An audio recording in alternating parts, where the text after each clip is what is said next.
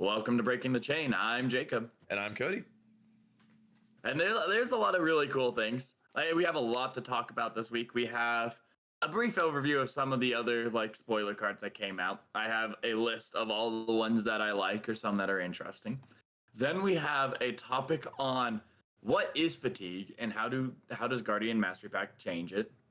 And then last but not least, we're going to talk about our overall thoughts on the Guardian Mastery Pack. But before we go into all those topics, first things first. First things first. We hit 100 subscribers, which is really cool. It is so cool. That's crazy to think about. Yeah, really fun milestone to hit. I definitely helps really show the appreciation for our podcast, and we really appreciate all of you guys for watching and listening and everything. And yeah, if you're not subscribed, subscribe. Let's hit our next milestone of 200. And yeah, that was really cool to wake up to one day. I think it was Wednesday or something, or maybe it was Tuesday. I think is what it was. Yeah, I remember. I don't think I noticed immediately when it flipped, but I know texted you later that day. I'm like, yeah, hey Cody, we hit 100, which was super cool. Yeah. Yeah, and then we've also been podcasting now for half a year. Our 6-month anniversary, effectively, of the podcast. Yeah. Episode 26. So that's cool. We haven't skipped a week, have we? I think we've just been.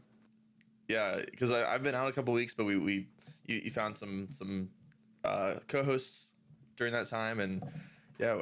Actually, wait, did we skip 1 week?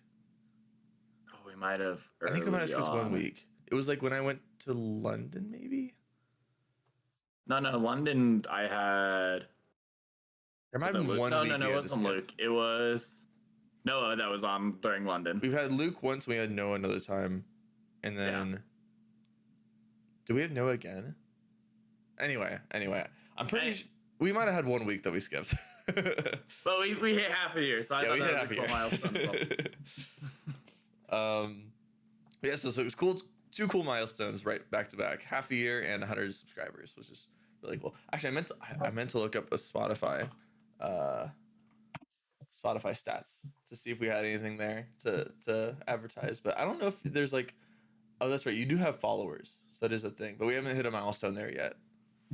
So I'll wait to advertise 100 Spotify followers one day. Yeah.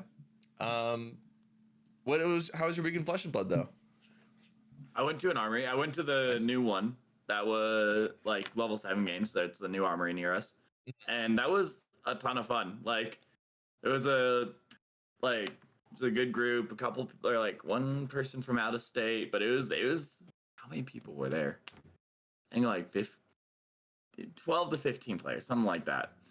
And I brought Valda, of course. So, there's just so much.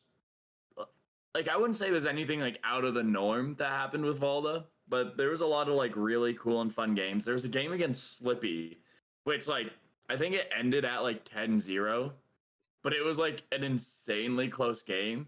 It just it was so back and forth. I had 10 seismic surge and my attack that was gonna throw for 15 dominate.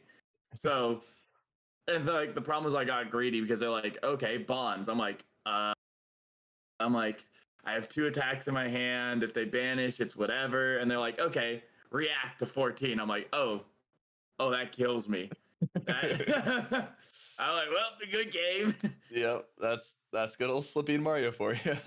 Yeah, I'm okay. Well, but it was a really cool and close game. Even the opponents well, that was way closer than the end would ever make it look. So that was a fun game.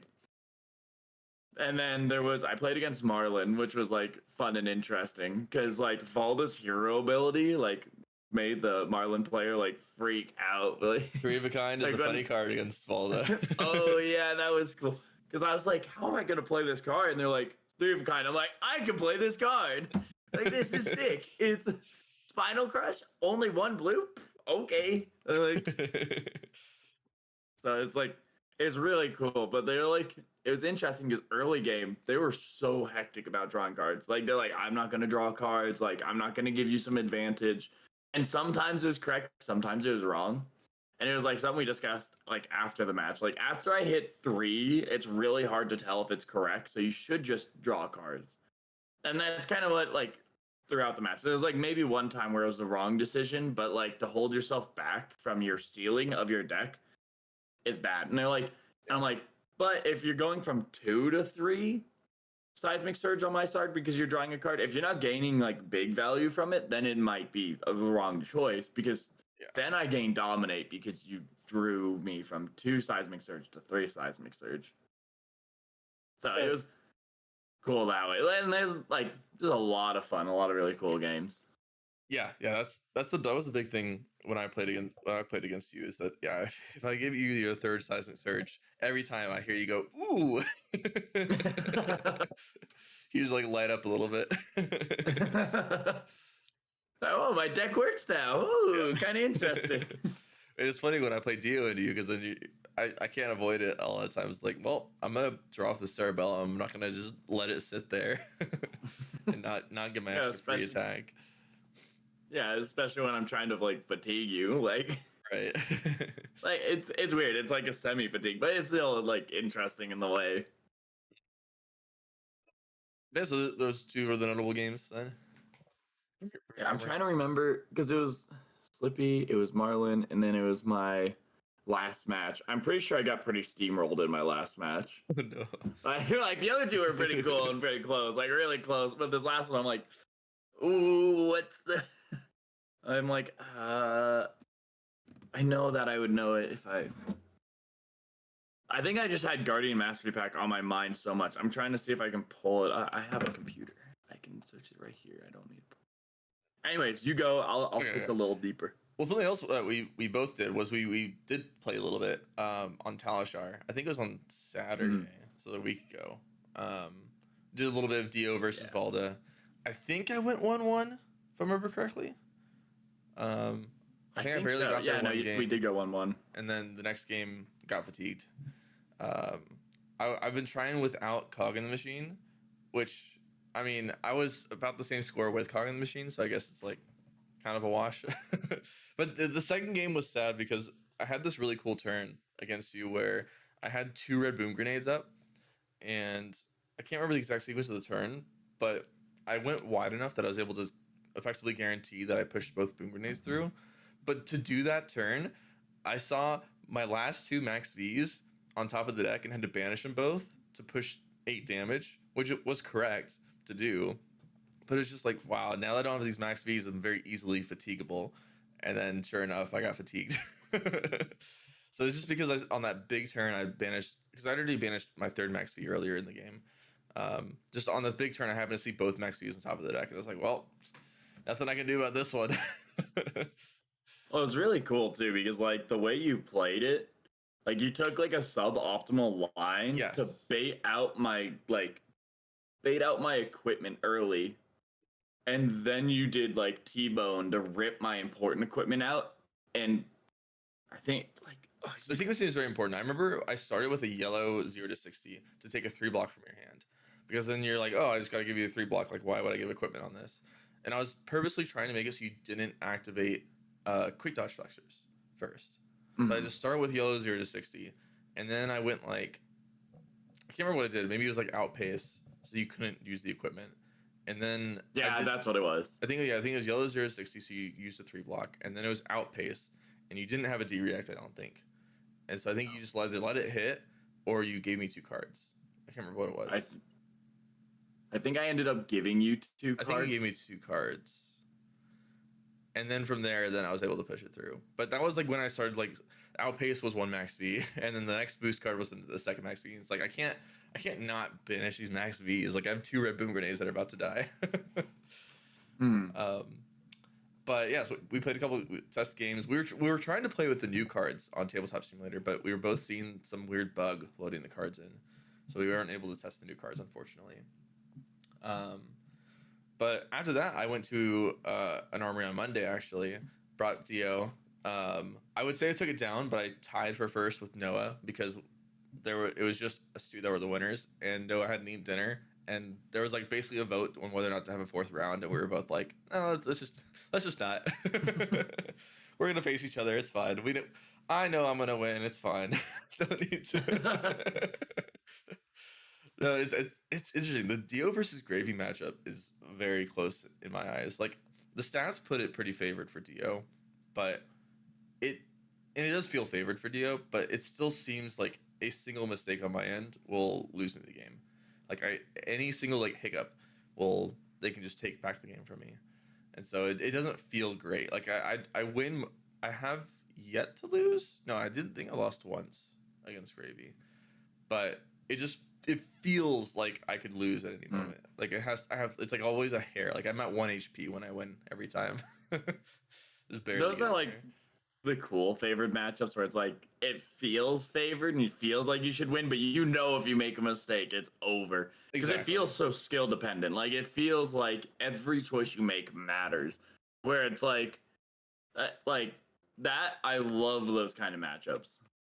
It's so interesting. I love that matchup because there's always like a few points where it's like, do I kill this ally or do I just go at their face? Like I don't know. Like I think most of the time it's correct just to leave the ally up. But there was one time, it was actually like last week when I played against Noah, or 2 weeks ago, 3 weeks ago. Anyway, where I was just leaving Oyston up the entire game, and then I ripped most of his hands, so I pistoled Oyston instead of his face. And then because I knew that he wasn't able to do much outside of swinging Oyston, and I was at 1 HP.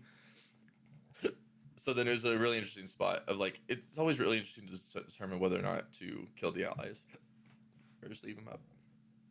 But anyway, so yeah, dogs are barking, but they're probably not being picked up by the mic, so it should be fine. But anyway, yeah. So it was a fun armory. I considered going to a second armory, but can't remember what it was. I was doing this thing. I was busy to go. I wasn't able to go to the one that you went to this week. Yeah. Did you end up looking at your third game? Yeah, it was because I played against Emmy, but I'm like, what was Verdance? What was Emmy play? No, it wasn't Verdance. No, I don't think. Was it Verdance? I think it's Tesla. Acilio. That's what it was. Oh, I didn't realize somebody was playing Acilio. That one, I don't know why I can remember that. I think she was playing Marlin the previous weeks, or at least looking for Marlin cards. Or Riptide? Maybe it was Riptide cards. Maybe I'm anyway switching. Anyways, I played an Acilio somewhere in there. I don't know, but the Acilio game was actually. Oh man, I'm trying to remember much about the Acilio game. It was. Oh, no. I remember. Sorry, there was one really cool play in the Acilio game. Yeah. Where I threw a Spinal Crush dominated for like 12. But it didn't end up mattering. Not because they didn't need the go again. But they popped boots to give go again to instance. And then threw like a 20 damage turn.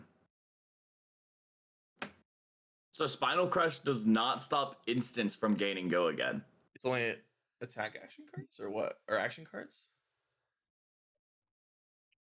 How does it read? Yeah, well, it's action, weapons, and activated abilities lose and can't gain go again.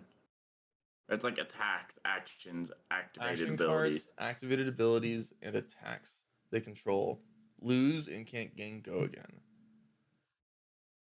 So instance. What's the boots called? It's the lightning boots. From Rosetta. Yeah. Rosetta equipment. I can find it that way. Lightning Greaves. Instance destroy this instance you gain. Yeah, that's cool. That's a cool way to play around it, yeah. Yeah, and then they threw like a 20 damage turn, which was insane. That's awesome. That's the thing about Flesh and Blood that I really like is whenever you find creative lines to get through a turn to do the maximum. That's really cool. I like that. Yeah, remember it was actually it was a bit closer than I expected. It wasn't a complete blowout, but it was really cool because like it was like a situation. I'm like, okay, I'm stealing this game back. Here's a Spinal like 12 dominate or whatever. I'm like, okay, it hit. This game's mine, and then I just get blown up. I'm like, oh no, this game's not mine. You thought you could summon a Cilia with Gone in the Flash? Good luck. I think there was an like static magnetism or whatever it is, where you can play your next instant or your next non-attack action as an instant. That's cool. So they did that into an instant to go again, and then play a different thing, and then another instant to hit me again. It was crazy. It was cool. Like I said, it was really cool. But I was just like, I've got this in the bag now. This game's all mine. I've stopped this Cecilio from doing more. And like, because I felt pretty confident if they didn't deal more than 10 damage, I think it was. I'm like, I've got this game in the bag. Like, I'm feeling pretty confident. I've got a full hand. I can do this. And then I got blown up. So a lot of really cool fun games. I don't know how I forgot that game for a minute, but it was really cool. I want to dive into the rest of the spoilers. Okay, yeah. To not go too deep into all of them because we could be here all day, we have a brief overview on a lot of the spoilers. So, first card, probably one of the most important cards spoiled, is... Oh, can't see it, sorry. Leyline of the Old Ones. It's a blue 0-cost instant aura. It has legendary, so you may only have one Leyline of the Old Ones in a constructed deck. And it says, when this enters arena, and whenever you deal damage, create a Seismic Surge token. At the beginning of your end phase, if you control no Seismic Surge tokens, destroy this. Really interesting card. It's so cool. Like, I was dooming pretty hard from that point, and I'm like, it's just mill. Like, there's like they spoiled the only aura cards, and then they spoiled this. I'm like, this is a game changer. Like, I think this card is crazy good in Valda because this card just existing helps feed you into more dominates because you get more Seismic Surge and you can dominate, and then if you dominate and you hit, you create more Seismic Surge. So it feeds you into more dominates because you like, and I'm running a more consistent crush list is what I consider it. And you have tectonic plating, so I create a Seismic Surge and I hit, and that makes 2 Seismic Surge. Anything else that creates a Seismic Surge gets me to the break point of like getting that crush effect. So like the opponent drawing a card, I could block with my helmet, creating 3rd Seismic Surge. There's a lot of cards involved that just create Seismic Surge. It's so cool. And it also feels so good because like, okay, I only have 2, but I had Spinal Crush in my arsenal, so I'll just Spinal Crush with 1 card. Like, I'll pitch a blue for Spinal Crush. Like, that's still just as powerful. And it's like, you can do so many cool things. If you have a 4-cost attack too, like, okay, man, I can't throw my, like, I have a 4-cost attack. Well, what I can do is I can pitch to Tectonic Plating because you have 2 Seismic Surge from last time, gives you Tectonic Plating into an attack that hit, assuming that's like kind of how it starts out. You at least start with 2, I'm assuming, because you play instant speed. It gains you 1 for playing it, and it hits 2. You throw a 4 attack, you activate Tectonic Plating, throwing 8 with 1 card 8 while creating a Seismic Surge, guaranteeing the aura stays up, and if it hits, it creates another Seismic Surge, keeping the 2 Seismic Surge cycle up. It's so cool. It's so cool. There's so many cool lines. And it's something I want to, like, Vault, it's like an auto-include. I'm getting a Marvel. Like, my wallet's going to cry. I already said this 1,000 times, but, like, it looks so cool, too. And the lore implication of this card, like, Leyline of the Old Ones, what does that mean? Like, the old ones? Like, it is so cool. It's just everything that, like, I was hoping for in this set, is this card. Like, it's actually insane. It feeds so much of the gameplay. And it's like, and it just does so much, and it feels like it's so impactful, and it really can carry like a deck and be the like kind of cornerstone that like Seismic Surge needs sometimes. And it's like Volda's gonna run it. I don't like. I want to try it in Bravo. Like, I really want to play Bravo running this because, like, bringing back my really old like Tectonic Plating Bravo, because I think this card alone makes Tectonic Plating good. Like, this card is so good with Tectonic Plating. I was gonna ask, does this card alone make you run Tectonic Plating and Volda? Make you switch? It makes. I think so. Like, you're not. Like Earthlord Bounty, I think you can run an Earthlord Bounty list, and I think I still will. Like, I'm gonna have multiple Volda lists. I've already have 3 Volda lists from this spoiler set. Like, I think, so like, but it's like I think you can run this in all. Maybe not the last one, which is like a fatigue. I tried playing a fatigue deck together. We'll go into that a little bit later. But it's like the other 2, like I call it like a casino deck, which is the aura. Like, I build big, I hit you hard, and the consistent crush deck, which is like, I'm just consistently trying to throw attacks, and I'm going to get like dominate on a few of them to be really relevant, or I'm gonna put them in their place, my specialization out, and I'm just gonna get on a roll. Like, it's gonna be really, really cool. And it's like this card alone helps feed, and I think it made Volda be, I'm a regular guardian doing just regular guardian things, not really okay. Like, I'm just a part of the game. I like, you're not gonna see me at an event. And this makes her like, you might like, she might be B tier, she might be A tier, big might. But like, I think this card alone pushes her to the ceiling of being a deck that can play with like the big dogs. I think that's a bold statement to make, considering it's a legendary and you can only run one of it, because you might not ever find it in a game. You have Imposing Visage, though. And Imposing Visage can search out an aura and put it on the field. It's true. That's true. So you run 4 copies. Okay. Yeah. Interesting. So it's not as bad. And usually with Imposing, like, in Volda draws cards. I guess in the aura build. Maybe she's a little slower in a consistent crush. I'll give it that. But, like, usually I find, like, I've been, like, goldfishing a lot. Like, with the aura build, like, the latest I'll get it is turn 3.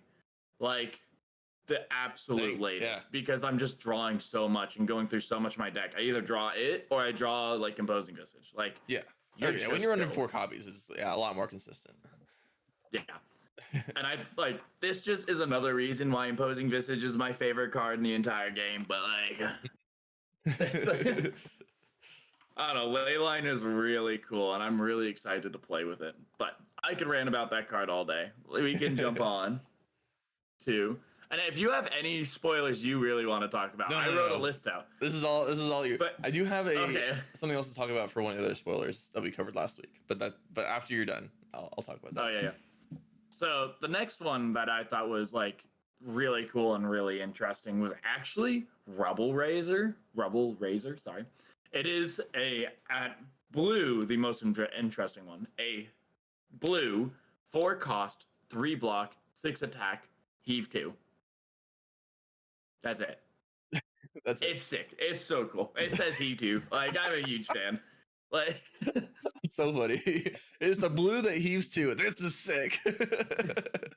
And the reason I think this card is so cool, especially, it's one, heave 2, and I think we've talked about it in previous podcasts, where like heave 2 is so cool because it's another way to like threaten pummel while still doing something relevant. It's like, I'm floating 2. I have a card in hand. What am I going to do? And the opponent starts thinking, and it allows them to make mistakes. You go, I'm just going to heave 2. It didn't really matter anyways. It also plays in the game plan of like Bravo and Volda pretty well, because you want to create Seismic Surge to make those big attacks. And with this set, blues are actually not as bad to put in Arsenal. Hallelujah. Like, it's great. It's fantastic. I'm happy. And like, if you want to run the red, you could run the red as well, because like, it is a heave 2 card that is just a 2 card 8 if you heave it, and that allows you to activate Tectonic Plating, which allows you to keep Leyline up an extra turn. So like, having Leyline and then heaving 2 the turn after allows you to keep Leyline, and then throwing this, pitching to Tectonic Plating and just throwing 8 keeps Leyline. Like, this card alone is just an engine piece. It's just an engine piece, but it's such a good, consistent, threatening engine piece because it threatens Pummel. It makes it look like something dangerous is coming. And I mean, 8 damage is not nothing. Like a 1-card 8 with a Seismic Surge created on hit, another Seismic Surge. And of course, that's with Leyline. But like a 1-card 8 is still really good. And I think this is the most consistently good card among all the Guardians. Like, this is among all the Guardians. Bravo wants this. Valda wants this. Victor wants this. It's a 4/6, and it's something he could do. Like, he might find better use with other force, but it's like something he could definitely use and gain a lot of value out of. Like, to throw his specialization with 1 card without a tunic is really good. And then it's like, I don't, like, the problem is I don't know a lot of Betsy, but I wouldn't be surprised if Betsy wants this because she's a Guardian. This is a blue 6.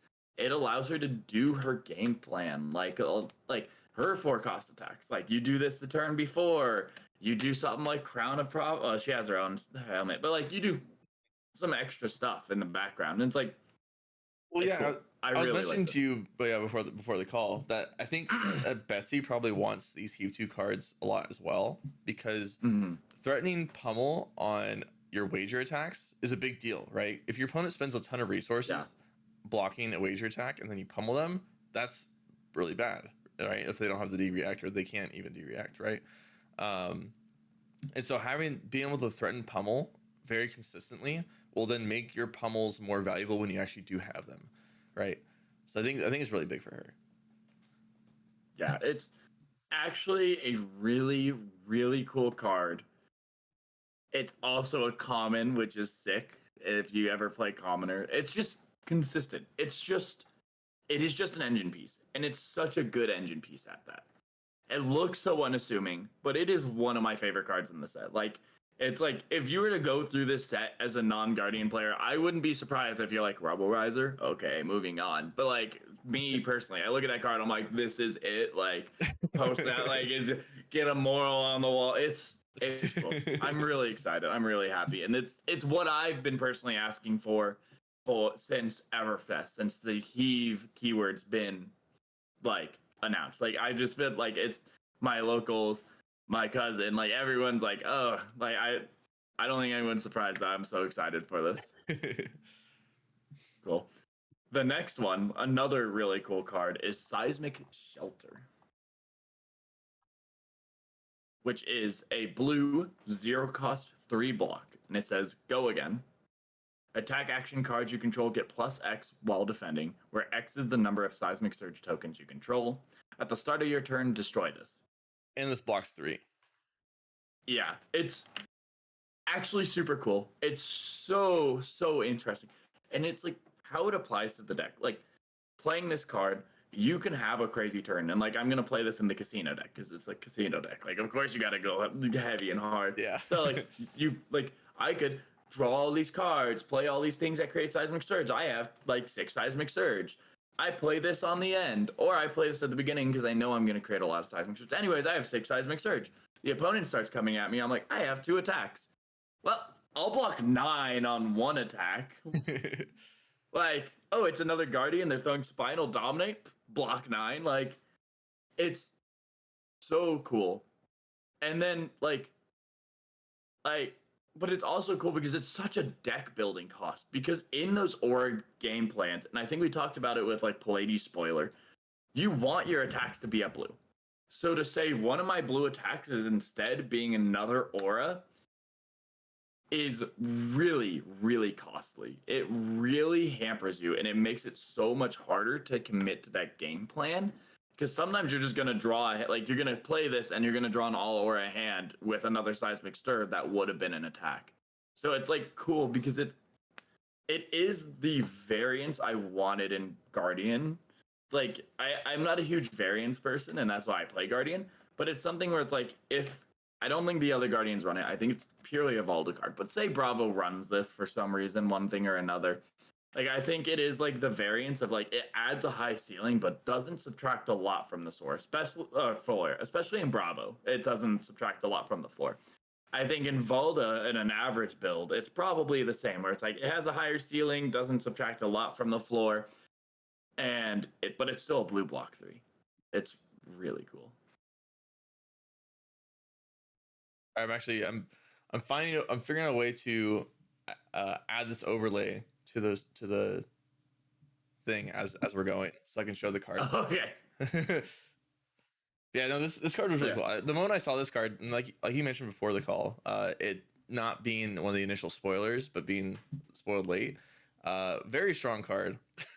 Very, very good card for, like you said, you get to do this on your setup turn and then block out to be able to throw your big attack and not get, quote unquote punished as hard for the setup turn. Yeah, and it is really cool what it can imply. And like we'll go into a little bit later on like the overall views of like the set and the spoiler season. I have little comments on that, but it's like I think this should have been spoiled with like the regular spoil season, because like this is a card that gets people excited. This is a card that like gets people like wanting to do more, and it plays into what they kind of spoiled originally and what people were looking into was like the aura plan. Like it's an aura, it does all this extra stuff, like it just plays into that, which is super cool. And like I don't know if it ends up actually making a lot on the list. There might be only 2 up, but the capability of this card is so cool. I got it. The next card is the Tectonic Instability. So that is another blue 0-cost 3 block. This is, from what I can tell, very much a Valda card, but it says each hero puts a card from their arsenal on the bottom of their deck. If they do, they draw a card. Create Seismic Surge tokens equal to the number of cards drawn this way. This is crazy in Valda. That's so cool because, one, you can do stuff like heave your Thunderquake. You can heave your Rubble Eraser. You can heave those cards knowing you can get rid of them for free with this card. But the other benefit is, one, you heave that, or you put any other card in your arsenal that maybe you don't like. You play Tectonic Instability. You have you're not technically arsenal, like you have disruption. It ruins their game plan. They draw a card though. But with Valda, okay, we both put a card underneath. We both draw a card. 1, 2 Seismic Surge because we both drew a card. 2, if I create a Seismic Surge because you drew a card. So that's 3 automatically. It's a 0 for 3 automatically with a little disruption tied. And like it could in Guardian help out a lot with like fixing a hand or like a dead arsenal. It feeds it out, which is good. 4, if you're running the Earthlore Bounty, whenever you draw a card from an action effect, you gain a Seismic Surge. You'd have 4. If you have Promising Terrain out on the original one, the calculation goes up to 5. If you have Promising Terrain out on the second calculation, it goes up to 7. Or than body or Earthworm. Like this card alone can feed the deck. It offers disruption. It fixes your arsenal. It's a 0 cost, so like Bravo doesn't want to run it. Victor, it's not a clash card, so he doesn't want to run it. Betsy might want to run it. I don't know if she would, but it's like Valda loves this card. Like I look at this as a Valda player. That's one of the coolest cards in the set. Like, and we're going over the coolest cards in the set right now. But it's like this is one of the coolest cards in the set. It feeds your game plan, and it's a block 3 card. It's like, okay, I can't do whatever I want. Like I can either pitch it, I can block 3. It's so cool. Like This is also a Bravo card, right? Because it helps with dominates to on hit because you can get rid of a T reaction from arsenal. the problem is it costs 0. And that's like a huge cost in Bravo. And it might be something where like it's you run it in Bravo and you just have to run the sacrifice. And it like and I would be okay if like this that actually makes Bravo like, okay, I have to make a couple sacrifices. But it is like, and this could like I could see it maybe in Bravo, especially if you get something stuck in your arsenal like a crippling crush and it's late game. Like I can't play this. Like I just have to get rid of this, draw my blue that I know is on top of my deck, and then pitch hammer. And then it's like, okay, at least I threw a 4 damage attack at you. Like whatever. It's a 1 card 4. I cleared my arsenal. I created Seismic Surge.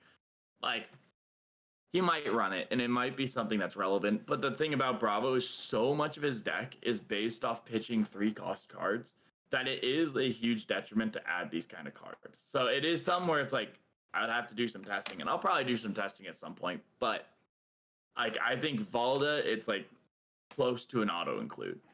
Bravo, I could see it being like okay, we can test this. Like this might actually change Bravo a little bit, especially with the ley line. You're like, okay, like let's just play this, let's get it out there, and this will help us keep ley line up. Very cool card to me. The next card on there is Aftershock, which is another card that's like Rubble Riser. It's a little calmer and doesn't have a lot to it. Trying to find exactly where it is. A couple colors. There it is. So Aftershock, I honestly don't know if red or blue is better. I assume blue is better, but we'll read the red version. It's a red 4 cost, 3 block, 8 attack. When this attacks, if you've created a Seismic Surge this turn, or if you've controlled a Seismic Surge token this turn, create a Seismic Surge token. That's really cool because it's just like, okay, I controlled one at the start of my turn. It popped. Aftershock's a 3 for 8. I throw Aftershock. It creates a Seismic Surge because I threw it.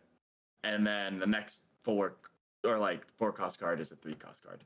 It just keeps your Seismic Surge up on a weaker hand. It doesn't have an on hit. It's just damage for pressure. But it's really cool in the fact that it just keeps your engine going without you having to invest an extra card when you're like behind or you have a smaller engine piece. Like it is a really cool card and I like it. I don't know how good it's going to be in constructed. It might be a blue only.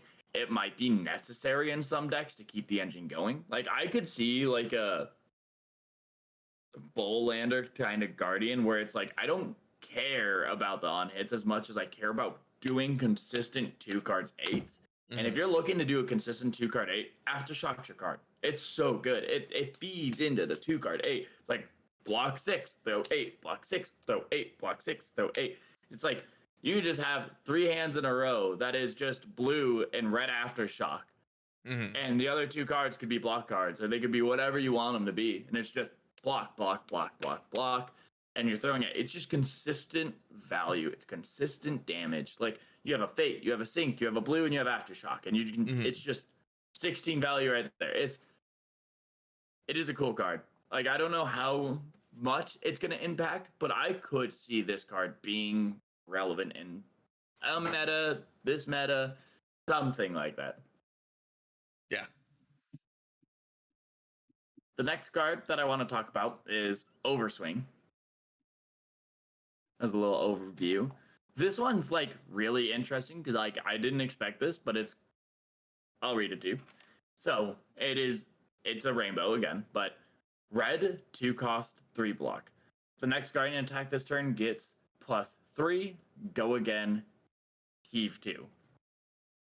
It is a cool card because you can heave it. It's like Nimblism that costs 2, but it's on Guardian attacks, which sometimes is better. Like Nimblism doesn't work, but like it's really interesting because it's like the value is not great. It's the value of an aura. Because like auras usually, like because you can stack them on the next turn, they have a little less value. And this technically plays like an aura, but it's not. Because you look to go and put it into your arsenal. You heave it into your arsenal. And then your next Guardian attack is pretty much like it pretty much pays for itself if you throw a Guardian attack. Because now it's free the next turn. Because it's your Guardian attack's 2 less, which you pay over swings cost. So it's something that I'm like, I don't know. I don't think it's going to make constructed play at all. But it's somewhere I think it's cool because it opens the doors to a certain like types of play style. Like if you want to go heavy heave, this is a reasonable card to play in your deck. Where it's like, I can pay 2. I can put this non-attack in my arsenal. You just have to hope you can draw an attack next turn and something to play it. But like, imagine this into Spinal Crush.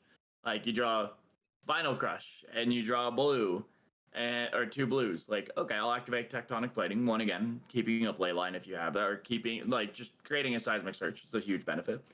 But like, you have like 2 blues and Spinal Crush. You're blocking with 1 card, but then I'm throwing 12 back with a Seismic Surge. That is 13, 16 value. Like, it just costs a little extra value the turn before. So that's where it's like, and the on hit can be relevant. It's cool. I don't see it making it to constructed, but I wouldn't be surprised if like the blue made it constructed, or maybe Tua made it somewhere weird. It's a cool card. Yeah, I think this one was one that I was really excited by. I thought it was mostly when it came to the let me find it again because I'm now blanking on it. Hostile Encroachment. Mm-hmm. I'll pull it up for the stream.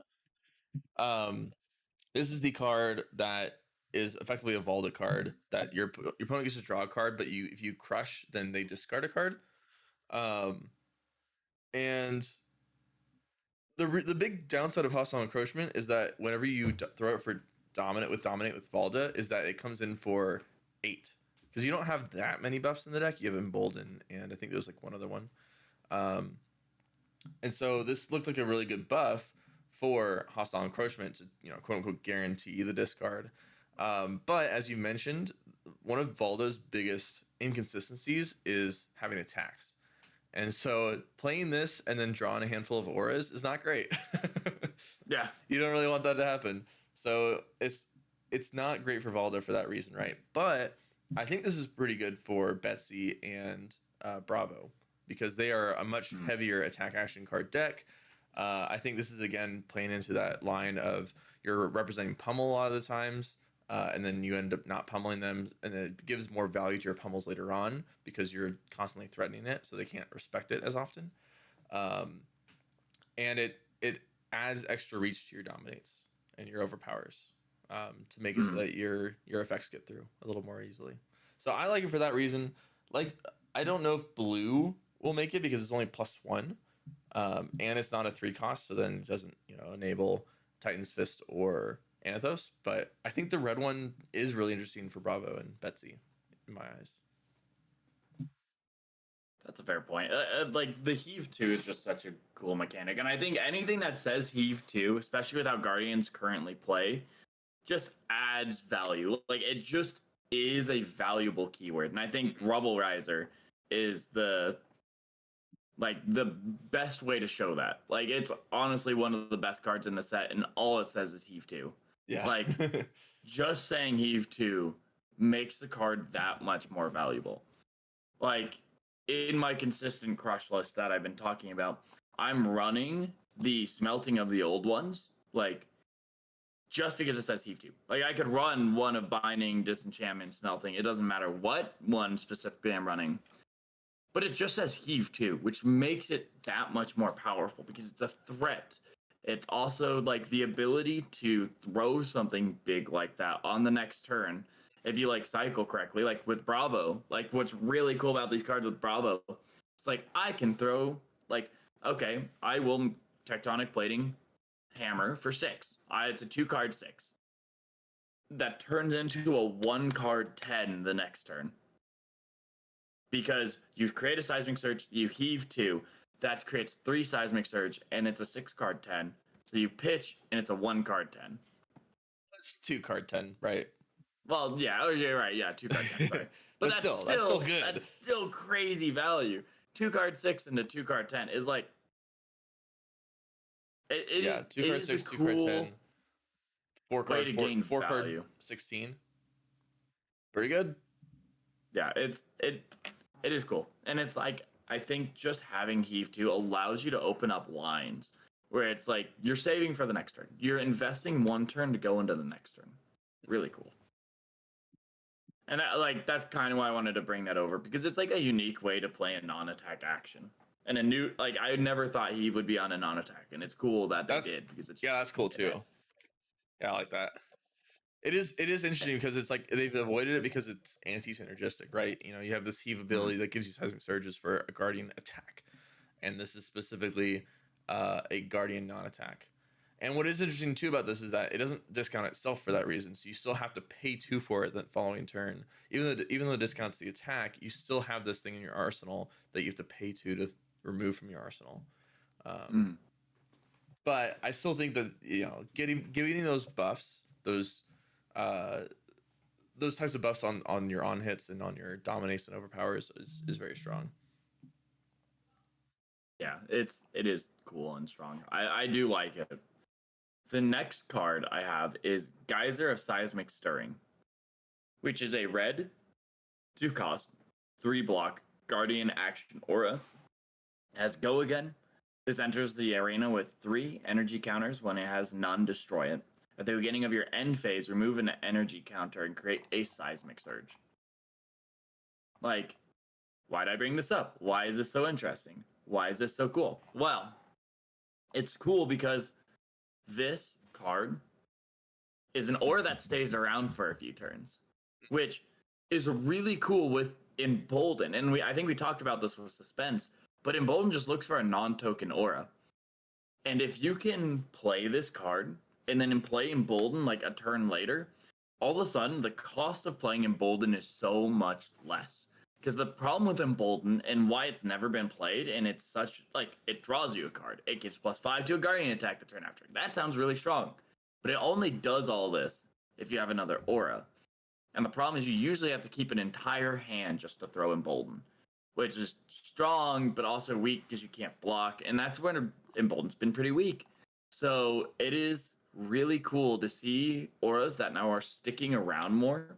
And one thing I didn't go over with Leyline. Leyline stays around, so you can just play Embolden whenever. You can just play Embolden after, like, Leyline, after 5 turns of keeping it around, if you keep it around. Really cool that way. But going back to Geyser, it is, like, a really easy way to just, I'm playing this into a Bolden 1 turn, or like this into Hammer, this into Tectonic Plating into Hammer. It's like, okay, that's pretty strong. Like, I wouldn't say pretty strong, but it's like, okay, but I'm consistently generating Seismic Surge. If I have a Leyline, the red one keeps Leyline around for 3 turns. It just guarantees 3 turns by playing this. But it's like, okay, I can play Embolden after it. I have Seismic Surge to make things cheaper. Playing this guarantees that the next 3 turns, if I draw a 4-cost attack, it's a 2-cost 8. Just by playing this, I have 3 turns of 2-cost 8. If my entire, like, imagine my entire deck is just blues and 4-cost 8s. I can guarantee I'm valuing every turn. I have Aftershock, which then creates another Seismic Surge. It is just another engine piece. Yeah, and it you just keep the momentum with this. Yeah, and it's really cool because it's not like an insanely strong engine piece in any deck, but it goes into the aura deck because it's a 2-cost aura that stays around with Go Again. Strong. It goes into, like, I could see it into a more consistent value deck because it allows you to play it once and then consistently throw 8s at the opponent, like 2 cards 8s for 3 turns after this is played, blocking 6, throwing 8. If you have a Sink Below, blocking 7, throwing 8. Like, it allows you to keep that momentum for 3 turns. And then, like, I don't know if it's going to be, the thing is, like, I say all this, I don't know if it's actually going to make the list because I don't know if its ceiling is high enough to make the list, especially in Modern Flesh and Blood.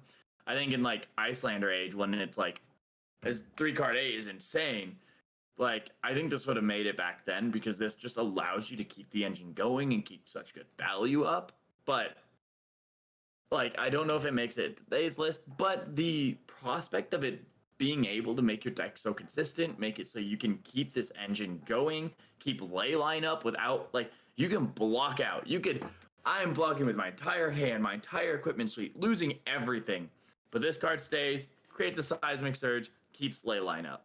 Like, sometimes you have to block out, and that's when you're going to lose Leyline. Sometimes there's times when you can't create a Seismic Surge. That's when you lose Leyline.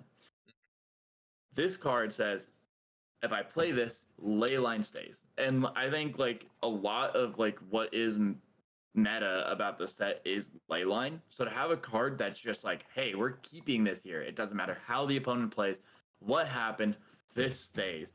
And the only way for the opponent to stop this is to have, like, aura hate, which some classes do. But it is just, like, interesting in that manner. Yeah, it's interesting because it's on at its floor, it's a red 2-card 3 value, right? Because you're getting effectively 3 resources out of playing this card.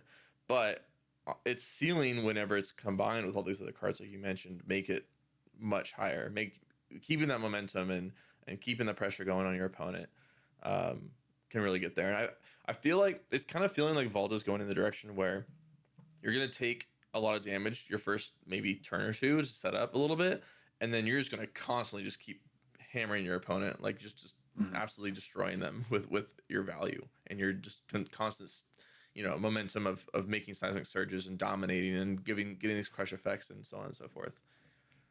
Yeah, it's really cool, and I'm really excited to like be able to play some of these cards. And like looking through Valda and looking through some of these consistent strategies, like I think it's a good thing that we started off talking about all these good cards because like it is something where I think Master of the Guardian Pack actually has some cool and like interesting ideas and concepts, and it like also shows me like how so balanced and cool and interesting the cost curve of Guardian is, and how very meticulously like everything is tuned in Guardian specifically. Like it could be the same in other classes. I don't play as much as other classes, but it's like everything's perfectly tuned where it's like this combos with this way. And it's like as a Guardian player, like you can sit down and it's like Geyser Seismic Surge, the 4 cost days, I have consistent momentum going. Or it's like it being a 2 cost. Sorry, do you freeze there or do you hear me? Yeah, I lost you for a couple seconds. Okay. Sorry. It being like one like keeps the 2 card eights going, but it also being a 2 cost allows for other ores to be played after it. It's like such as Embolden. You can also play Tectonic Plating into a 2 cost ore, which sometimes is important if you need to make sure you can keep like Leyline up or even just keep some momentum. It is like everything's so meticulous and it's really cool to see all this.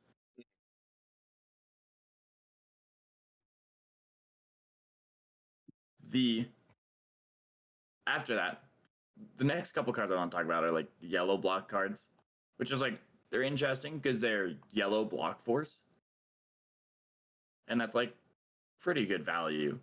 Like most cards that block 4 are red, so you have like Right. Sink Below, you have Fate Foreseen, you have like it's a 0 for 4 yellow, which is strong. The only problem I have with them is they're Guardian cards, Yeah. and Guardians, Guardian blocks. yeah, which is like they're cool. They might make it here or there or whatever. The text on them is not relevant because it's one, it defends a Guardian attack, do some random stuff. But like the big part of it is it's a yellow block for, which can be powerful. And it might be something where like it might make a list here or there, especially maybe like a fatigue list. Like it could make a fatigue list just being a block 4. And so it's just something I wanted to point out because I thought it was interesting that they made them yellow block cards, which is strong. But the downside to them is they're a block card and you can't arsenal them and you can't get rid of them if the opponent attacks you, which yellow helps out with that. Especially in Guardian, that takes like so much to throw an attack. It helps out, but just something interesting I wanted to point out. And then the final card I wanted to talk about, and maybe after talking about all those other cards, like I feel a little bit better, but like Gauntlet of Boulderhold is a Guardian arm equipment that blocks 1 battle worn. Action, pay 3, destroy this. The next Guardian attack this turn you play gets +2. Why does this sound familiar? Yeah, This effect sounds really familiar for some reason. I don't. it's Goliath Gauntlet that blocks 1, but it also costs 3 more. So by gaining 1 block, the value of it goes down by 3 because you have to pay 3 to play it. Which, Yeah. and you know what's really funny is Goliath Gauntlet is in this set as well. Yeah, I just showed it on the screen too. It's in Mastery Pack Guardian. Like, what's You the know, point of this card? yeah, It's like it I don't said know. Guardian, so they had to make it worse. Like, I mean, you could play a 1 cost Guardian card with it. Like, yeah, but all the Guardian cards cost 2 or greater, even from other sets. Like, that's why I'm like, it's so interesting because it's like more restrictive because every attack in Guardian is always cost 2 or more. So this just can't apply to Zealous Belting. This can't apply to CNC. This can't apply to a lot of weird Guardian. This can't apply to Rouse. Like, it can't apply to those like weird Guardian cards that only Guardians run. And like, yeah, it's an odd one after, for sure. Yeah. After talking about all those good cards, like I'm feeling a little bit better about this. I'm like, okay, there's some cool stuff going on with this. I'll bump it up a little bit. But like this card is like, to me, like, is a very obvious like sign to kind of how they viewed some of the Guardian cards in the set. Not all of them. Like, we just went over 10 really good cards, amazing cards. But it like shows like some cards are like, because it says Guardian, it gets 1 more block but costs 3 more. Like, Yeah. the value is not, and it's more restrictive. Like the value is not there, and like you miss so much just because it says Guardian. And that's where it's like, that's kind of where like this set has settled in some of its cards. Not all of it, again, not all of it, but some of it. When like going through it, it's like, okay, well, that doesn't make any sense. But again, we just went through a bunch of cards. We had a lot of cool cards, so I don't want to be too downer, at least not right now. yeah. So yeah, it's interesting. I for some reason I thought it was not as bad, but I forgot that Goliath Gauntlet is free. So yeah, I don't know. I don't really understand this one, but it exists. well, and like the interesting part is like, I would have said like, oh, it's because it's crack shuffle play, and that would have been an okay excuse. Like, and it's not a huge deal either. Like, that this equipment's so bad because Guardians have a lot of arm equipment, so it's like, Yeah, really not a big deal. But it's like, it's funny because like it's crack shuffle. I'm like, okay, it's a crack shuffle play card, but why would you ever play this over Goliath Gauntlet and crack shuffle play? Like, and like, yeah, maybe you draw and you don't get Goliath Gauntlet, but like, right. That's the only thing. It That's would've the only been reason cool you play this is because if you get both, you're playing Goliath Gauntlet. oh no, there could have been something. I feel like there could have been another like common arm slot here that wasn't Goliath Gauntlet, but worse. Just Yeah. like it could have been Guardwell 2. So 1, you get a little more block, and like maybe you had the text of like, I don't know, you may destroy an aura, or like Guardwell 2, guess, when this actually. defends, you may destroy an aura, your next attack gets +2. And you're like losing a lot of value, but you're blocking 2, and you have the choice of doing something interesting, you know? Part of me wonders if this used to be Battleborn 2 and then they nerfed it. Because if it was Battleborn 2, this would make a lot more sense. You get 3 block on your arms and you have this effect. It's like, it'd be similar to what are the Welcome to Wraith arms? Crater Fist. It'd be similar to Crater Fist, yeah. I mean, it Battleborn 2, that would be better than Crater Fist, because Crater Fist only applies to Crush too, and it's tempered Right. too. Right. I wonder if it was Guardwell 2, because then it would even feel a little bit better because it's like block 2 and get like less restrictive Greater Fist. Like, like it's just Battleborn 1 makes it feel really weird. Like, right. I gain 1 value. Like, it is like a ceiling of 3 value, which is like, even if it was odd. like a cost 1, it would be worth it. It would be somewhat. It would be a consideration at least over Goliath Gauntlet, right? Yeah. Block 1. Yeah. I think it would be because like you have so much seismic surge, you're gonna have a turn where you're like, oh, I have 1 floating. Like, okay, like, yeah, just use it. No. Why not? And it still wouldn't be better. What's funny is it still wouldn't be better than most of your other arms. Like, you'd still probably not run it. The benefit is like it blocks 1, and if you draw an all blue hand, you can at least pump into a Guardian attack. But it's just weird to me. It's just really weird. Yeah. But we'll see. I haven't played Crack Shuffle play, so it might actually be really cool in Crack Shuffle play. It's just, that's how a lot of like the cards felt to me, where it's like, it says Guardian, so it costs 3 more. Like, okay, like, right. The warrior treatment, but for Guardian. Yeah. But yeah.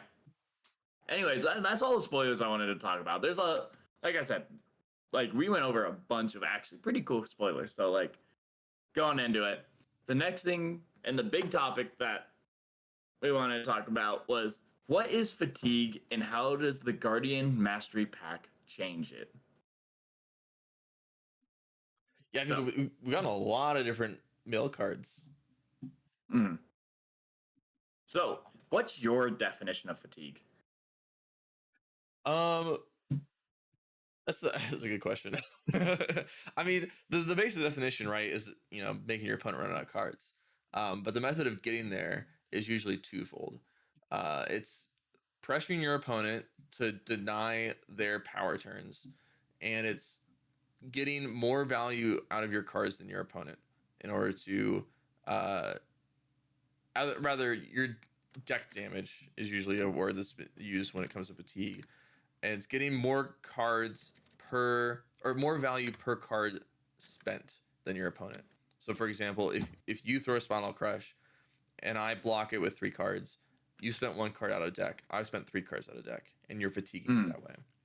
So that's how I've always initially thought of fatigue: is your cards or you're dealing more damage without spending as many cards out of deck. Dio is the opposite of that. Right? Like you do this basic attack that costs you 2 cards because you're boosting, losing a card at the top of the deck, and spending a card that will go to the grave. So it's always funny, playing that Dio into a Guardian because it's complete opposite ends of the fatigue spectrum. Mm-hmm. I think that was a pretty good way to like sum it up. But it's like I think some of the keywords you said were pressure and value. Mm-hmm. And it's like kind of like what you said with the idea of like I throw 1 card demanding you block with more than 1 card. I'm only losing 1 card from deck while the opponent is losing more. And in an interesting way, sometimes I think of fatigue as each card is worth 1 value. Instead of a game being about like life and this is a 0 for 4, like in a fatigue match, like the math of fatigue changes. Like every card is 1. And throwing Spinal Crush like is like throwing 1 card and then taking like 2 to 3 out of their deck. So it's like it was a +2 card because it was -1 but +3 because they had to block. Right. So in fatigue, like the math is a little different because you have like like you're counting their deck and not the life of the opponent, which is where it gets so interesting. Where like flesh and blood math breaks down, and it's something where you use flesh and blood math to achieve this. You want to have the 0 for 4 blocks to guarantee you don't just die while going through this process. You want to have good attack value to make sure you still pressure their life so they are forced to block. So it is something where it's like it's interesting because you have like regular math that helps you achieve what is like fatigue math. Right. Yeah, that's how I've always thought about it.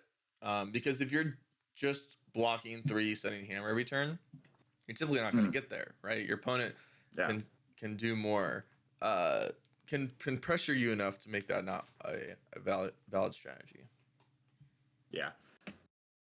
So it's like, so I think we have a pretty good idea of what like fatigue was and how like Guardian used to do it was pretty much just blocking a little and pressuring from the hand. And like, what? So my next point was like, what new cards like align with this old type of fatigue where you're throwing a more like I'm throwing an attack that's demanding something to be answered. And like one of them that I put, let's like it's different. It's a little set like it's anti-synergistic in a way, but like just in general, Peg Perfect, I wanted to put down there because it is something that like in a fatigue match, you're still throwing massive damage. You're still at low life totals, you're still threatening them, and it is I'm only losing 1 card from deck to their depending on how many they want to block, like up to 3 cards from deck, even 4 if they have 2 blocks, just for them to live. So it's like Peck Perfect is like a good late game fatigue option because it still applies that life pressure. I have a good question about on this one. So Yeah. if you throw this attack and I put 3 cards in front of it, do we clash once or 3 times? Isn't the defending step just one step? You declare all your blocks at once. Yeah, so you only clash 1 time, right? I think so. But defense reactions will keep triggering it. Right. Yeah, just double checking. I'm pretty sure that's how it works. But like the idea is like this. I think Peck Perfect is actually like a weird blend between both strategies. And I think that's like kind of the idea of Peck Perfect is it's the neutral ground. It works in both strategies and it helps you filter between the two. But it's like Peck Perfect fits more into the old style, it feels like, than the new style. Well, So semi. It's like it just throws a big attack and at especially low life, it's threatening enough to demand cards. my only problem with this card when it comes to saying it's good for both strategies is that compare this to something like Spinal Crush. Yeah. It's not really doing anything better than Spinal Crush And at that strategy. Again, I unless think you're that's like playing my against a different deck, like only against certain decks is it better. sorry, yeah, and I was gonna say I think the problem with Peck Perfect is it doesn't apply any disruption. So if you don't draw it when they're at 10 or less life, it is just a blank card. It doesn't Right. apply to fatigue because they're just going to take the damage. And at that point, you're not gaining any value. You lost value in the fatigue matchup because you lost one card to their 0. Which, I mean, getting life down isn't the worst thing in the world because it allows you to pressure them later. If you take 9 life off them now, maybe the next Peck Perfect is going to be stronger. So that's where it's like, it doesn't apply like Spinal. It doesn't stop your opponent from just going all out on you, but it does like advance your game in a way. It does damage while still offering a fatigue route. Right. But then there's like cards like just not to go too deep into them because like we're gonna go deeper in how do they change fatigue. But like cards like Daily Grind, Leave a Dent, the like those two cards specifically, they do not help like old fatigue. They just when you play them, you get net 0 value. They go straight to grave. You get -1 value. They take from your deck just to play them. So to guarantee that these cards are valuable, you have to guarantee that these cards have their effects. They trigger. Daily Grind is interesting because you have to have it trigger multiple times to actually make value up. Mm-hmm. So it's like it has to trigger two times to even be okay in a mill deck. You want it to trigger 3 times to be good in a grind deck. So it's like or a mill deck. So it's like it's interesting because like those cards don't apply to past fatigue, and it is just taking a card from your deck to add an effect, which is normally really bad for fatigue. And why Guardian was so good in the past is they don't have a lot of non-attack actions that they play. They liked Terra Sunder, and to Terra Sunder is like a fatigue option because it discards 2. It takes 2 cards from their hand and puts it in the graveyard, which takes 2 extra cards from your deck. Right. It doesn't allow them to pitch them. It doesn't allow them to do anything extra from them except put them in grave. And that's like the one non-attack people were okay with because it's dominate on hit, discard 2. Disruptive fatigue, yeah. Yeah, it's a disruptive fatigue as well. So it's like the one, I think, non-attack action that was a good fatigue option and the only one people used to run.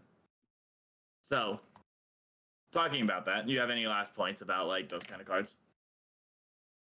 About the old ones or the new ones? Just kind of like general, like the difference between old and new. No, because I think you're gonna explain it better than I would. Okay. And then, okay.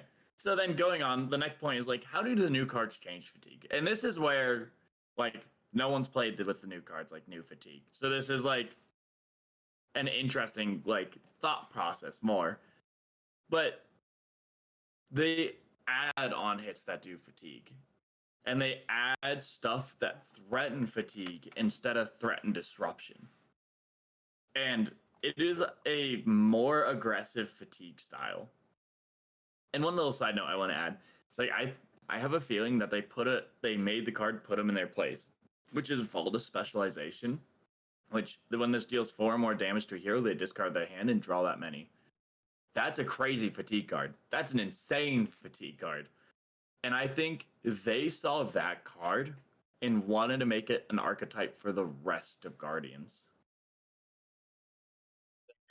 I was trying to find the card so I could show on the screen. Oh yeah. Because like I think it is so uniquely Valda and it feels so cool. It like put them in their places like it was spoiled way long ago, but it's one of the coolest cards in the set. It is so cool. And the interaction with how it works with Valda because it creates seismic surge because they draw cards. I feel personally, I know nothing about the design process, but I wouldn't be surprised if this was one of the headstone cards. They're like, hey, look at this card. This is a cool card. And then they're like, you know what would be cool? A strategy based on what this card helps you do. At the on-hit aggressive fatigue, like direct fatigue. And I think I personally wouldn't be surprised if they said this card alone influenced like half of this set. Yeah, I mean, because they have a couple cards like that now where you're having your opponent draw a card and discard a card, right? And that's, I want to say there's another card that does that in Guardian, but I'm blanking. Maybe I'm thinking of the assassin card. There is one card they just printed. It is, I'm totally missing it. It's in the set. Outside of the 3 for 8? Or in addition to that? Grind them down. The 3 for 7. If this deals 4 or more, destroy the top card of their deck. No, I was talking about specifically cards that have your opponent draw a card and then discard a card, or draw their hand and discard, or discard their hand and draw their hand. Yeah, we have had this concept of destroying the top card of the deck in Guardian for a while now, right? I'm blanking on that yellow. That like you look at the top 5 cards and choose a card and discard all copies of it.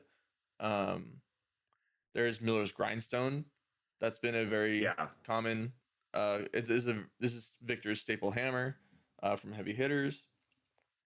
There's a lot of destroying the top card of the deck that's existed in Guardian for a while now, and they've now expanded on that in numerous cards to destroy the top card of the deck. Yeah, and it's something more like the new fatigue. Like I'm looking into building it. Like one of the decks I'm building is a newer fatigue style where it implies. I don't know about daily grind. Like I have my own personal qualms with daily grind, but like leave a dent and Peck Perfect, and the idea of like leave a dent especially is the card that you add crush and you add text to your next guardian attack to make it threatening and them losing their deck. Mm-hmm. And the interesting thing is like the old fatigue style is like we talked about it earlier. You wanted to put the 0-4s in your deck. You wanted to be able to block out so you don't die.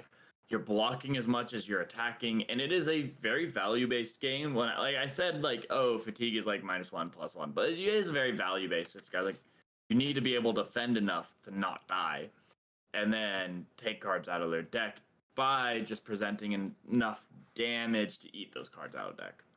Well, it's like leave a dent is weird because instead of allowing you to go defensive, it goes more offensive while trying to present the threat of losing cards from deck. And I feel like this might be better into like Guardian Mirrors, like the newer fatigue style is going to be pretty good because like Guardians are pretty naturally just wanting to sit down and block. A lot of defensive decks want to sit down and just defend. They want to play a slower game, and losing cards from deck is really, really valuable. And that's where it's like maybe like daily grind going into like Verdance or Florian. Like none of their attacks are going to win a clash that way. So it's like you daily grind, they throw an attack, you block, you do all this extra stuff, you mill cards from their deck. That's like you are more an aggressive. You have to play these cards. You're more of an aggressive mill deck instead of playing defensive and just playing simply good attacks for value. You are playing I'm playing these cards that are meant to directly destroy your deck. I have my 3 for 7 that if you don't block it, destroys the top card of your deck. Not threatening. Most people will say, I don't care. Right. And like all of a sudden you hit their like most important card off the top of their deck, like Codex of Frailty, like off the top. It's pretty impactful. So it's like there's some cool effects like that, but it's like it's going into the idea that, and I guess this is kind of like a question that Flesh and Blood is asking now. Kind of like we had Life Gain earlier, like this year with Rosetta and CYB. Like, how important is life? And we discovered life is very, very important. It feels like this is asking how important is your deck? Because I have a feeling a lot of cards or like a lot of styles, kind of like Ninja, aren't going to care as much about aggressive fatigue because they're just going to kill you faster than you can fatigue their deck. But I have a feeling like Mechanologist might like have a problem with this because it's like Yeah. like not only are you milling your deck, but I'm directly milling your deck. I have a feeling that slow decks might have a problem. Like, and the problem with like old fatigue is like slower decks had pretty good ways around it. And I think a good example was the what is that warrior axe? Decimator. Decimator axe. I think a good example was that was a slower deck that preyed on the value of guardians to try and take their own strategy against them, which it did in a like good way. I still personally think there's ways to play around it, but it was something where it forced you to change your play style to play around it. And like Leave a Dent is like not Decimator Axe, and like Leave a Dent Daily Grind, they're not Decimator Axe, but they require the opponent to think differently about how they play the game. And like especially in a slower match. And Peck Perfect in a slower game with like Leave a Dent and Daily Grind. Like you leave a dent on Peck Perfect, that actually is insane. Like if you don't block this, I'm milling your deck. If you block this, I'm milling your deck. Yeah. Like, and the thing is, you want to block it because, like, well, Peck Perfect, like, there's a chance that it doesn't trigger. And so, like, I could see this. Like, I'm interested to see because this is an aggressive. Like, I'm playing much less defensive. Like, the value of block 0 for 4 to guarantee I do this aggressive fatigue, and it's asking the question of like, if I go in and said your deck is my target, not your life, how does this change the game? How does this affect this new way of fatiguing a deck, and how does this affect like the like overall state of the game? Is this something where we're gonna have another CYB where it's like, oh, we didn't think deck fatigue was that good, but then someone played 3 Leave a Dents and took 12 cards out of your deck, 1/5 of your deck out of your deck is gone, just gone, just because they played 3 cards. Insane value. Like, and like that could be really good. And like Daily Grind, I think the problem with Daily Grind, I'll go into it for a sec, is that it is a non-attack clash card, which doesn't feed well because you want attack actions if you're playing Daily Grind. But it's just so anti-synergistic. It could be something where like Leave a Dent, Tear Sunder, and Daily Grind are your only non-attack actions. At that point, it's I think okay. Again, you need to make sure that the opponent and Daily Grind might be better against like ninjas, especially if you're doing that more aggressive per se, because this just allows you to be aggressive while being defensive. Is a really weird way to say it. Yeah. Because it allows you to play this as a 0 for just one turn, 1 card play against a ninja. Like I blocked all my cards, I play Daily Grind. My next turn, I block a 4 combat chain lot wide, and it turns them into a like mechanologist in a way. Every time you attack, re-reveal, I mill a card off your deck. You attack, re-reveal, I mill a card off your deck. We attack, re-reveal, I mill a card off the top of your deck. You're boosting whenever you attack in a way. And it turns their game strategy against them in a way that they're like milling that way. I also think like Visit Anvilheim really helps in this strategy, as it is a blue X cost 3 block. Remove X -1 counters from Guardian offhand you have equipped. You run the Shield from Dynasty, which is Seasoned Savior. Seasoned Savior, thank you. And you pay 3 into this. This is a block 6 card. You can block 6 on an aggressive turn where you don't have a Daily Grind, you have a Leave a Dent, and you have a Peck Perfect. Well, not block 6, but you block 3, and it allows you to block a little more without taking cards. Yeah, it's sorry. Like my point should be, it allows you to block more without using cards from your hand, so you can line up Leave a Dent with Peck Perfect. It's So it's you the whole can.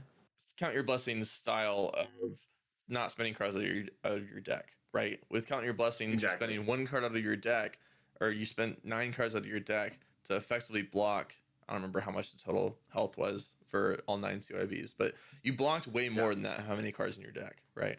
And that was the whole idea behind count your blessings. Well, that was half the idea behind count your blessings.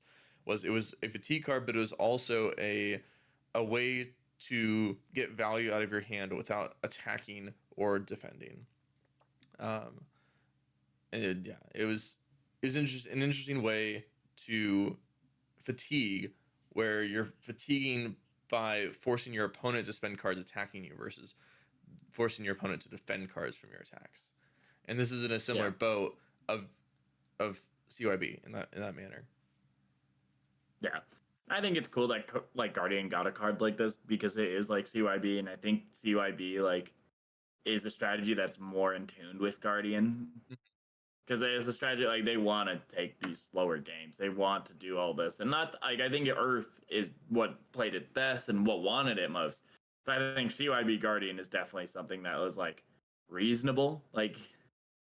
So like I think it's cool that Vision Anvilheim is in there because you could play this old shield that's never seen play and make it really relevant and really interesting and really good. So it's like the overall what I'm taking from like the new fatigue is it is just I need to find ways to make sure you run out of deck faster than you can kill me. Yeah. So I have overall thoughts on it, but I don't want to talk about it until the end, until you're done talking about the new fatigue. Yeah. The last thing I want to say is like I think, or I guess my overall thoughts. I'll go into overall thoughts of this fatigue is nothing's been proven. Some of these cards, I'm not gonna lie, look a little iffy. Like daily grind is really hard for me to like really want to invest into because I've been in a Victor Verdillo match where I lost 5 clashes in a row. Like exactly. Trounce, revealing Trounce and Test of Strength. Test of Strength, revealing Pummel. Test of Strength, revealing Pummel. Like, and then you pop, like, I popped a gold, revealed another Test of Strength. It was like, it's hard because this mill seems higher ceiling, lower floor. But mill has always been a consistency strategy, not a spike strategy. So this seems a little more spiky. I think it's a little bit better against slow decks because it allows you to have those turns to be defensive, but it also allows you to have those flip turns to take cards from deck and to threaten deck damage. So like again against Guardian, I think this is actually a very good like anti-Guardian mirror kind of deck. I think it's also like against like Florian. Like it could be really interesting into Florian to like eat their deck away because they like late game stuff. And you're taking that late game stuff from them. You're taking the like chance to get all that extra value late game because they just don't have enough deck to play into late game. Really cool. Like really interesting. But the downside is like I have a fear that like you're gonna play into a ninja or a Dio. Even a Dio, I fear like you're gonna be like, okay, I have to keep my entire hand to threaten Dio's deck. You know, it's like Dio's like, but they hit me with a boom grenade. Like you're just gonna have to block out, and then there's no value to all this offensive deck damage. And then like Ninja, like daily grind, unless daily grind absolutely pops off, and you just wow, I'm winning clashes all over the place. Like you reveal like a 10 off the top, and I guess the benefit of daily grind's a lot better in Ninja because it's like you lose maybe the top card, maybe top 2, and then you reveal a 9, and you're just milling the rest of their deck. Yeah. Like worst case scenario, I would say. But like best case scenario, you just reveal a 9 right away or a 6 or even a 6. I'm sure you just mill their entire deck after that point. That like it is. I just find it hard, and it's something I like. Again, I want to test more and dive deeper into. I just find it hard to look at this and be like, what has been a entirely consistent strategy since the very dawn of Flesh and Blood is now a like spiky strategy. And find success in this and hope you go late enough game where spiking matters. Mhm. So, all right. So I have some thoughts. Okay, go ahead. I've ranted for all episode long. All right, yeah, I want to make sure you didn't change my mind before I shared my thoughts on this mill strategy. So I think that it is interesting. I want to first start off with having this extra strategy in the game is interesting. It's cool to have this archetype that is available to you, and it will be good into certain decks, right? Some decks this will be a strong strategy into, but that's where I get into my criticisms of it. Is that I think it's only good into some decks, into some other strategies, right? So if I wanted to name types of decks that this is good into, it's good into other fatigue, and it's good into maybe some like late game combo that like needs a lot of early game setup, and that's about it. I can't really think of anything else that's good into, right? And the reasoning for that is because you're investing a lot to mill your opponent's deck, right? For example, this daily grind card, you're spending a card and you're saying, hey, you need to attack me in order for this card to gain value. And not only that, but sometimes this card won't gain value. Like, imagine you're playing against Guardian. Are you playing this card? No. You're not playing this. You could lose more of your deck than your opponent's deck by playing this card against Guardian. So now this card doesn't work against Guardian. So now it only works against fatigue decks that are not Guardian. Right? And even a lot of the fatigue decks that aren't Guardian still have big attacks in them. Like they're running like the Wounded Bulls and stuff, right? They're running Finals Fighting Spirits, things like that. They're running those big attacks to, again, fatigue by damage, as it's called. And so you could still lose some clashes with this. And not only that, but those fatigue decks are not throwing multiple attacks at you. They're throwing one attack. Those decks don't have really a lot of go again outside of maybe E-Strike. So now what is this card good for? It's good for what decks? This is what decks you want to run this card against? I was saying, like, I think Ninja is like probably the best deck for daily grind. Sure. But now what are Guardian's winning matchups? Ninja. So then why are you running this card? like you're running you're taking out good cards in your deck against Ninja to run this card that's okay in a Ninja probably. And then that's it, right? You're already beating Dio with your current strategy. You don't need to mill Dio to beat Dio. Now I will say that could change over time. Like maybe Dio gets to the point where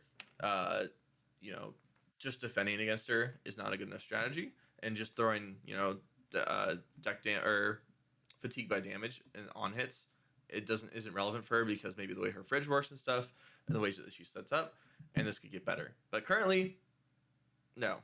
This is not good against Dio either. Okay, I lied. This is good against Dio, but you have to have the right spot to play this card against Dio for it to be good. But yeah, and you're already beating Dio anyway, so you don't need to play this card to beat Dio.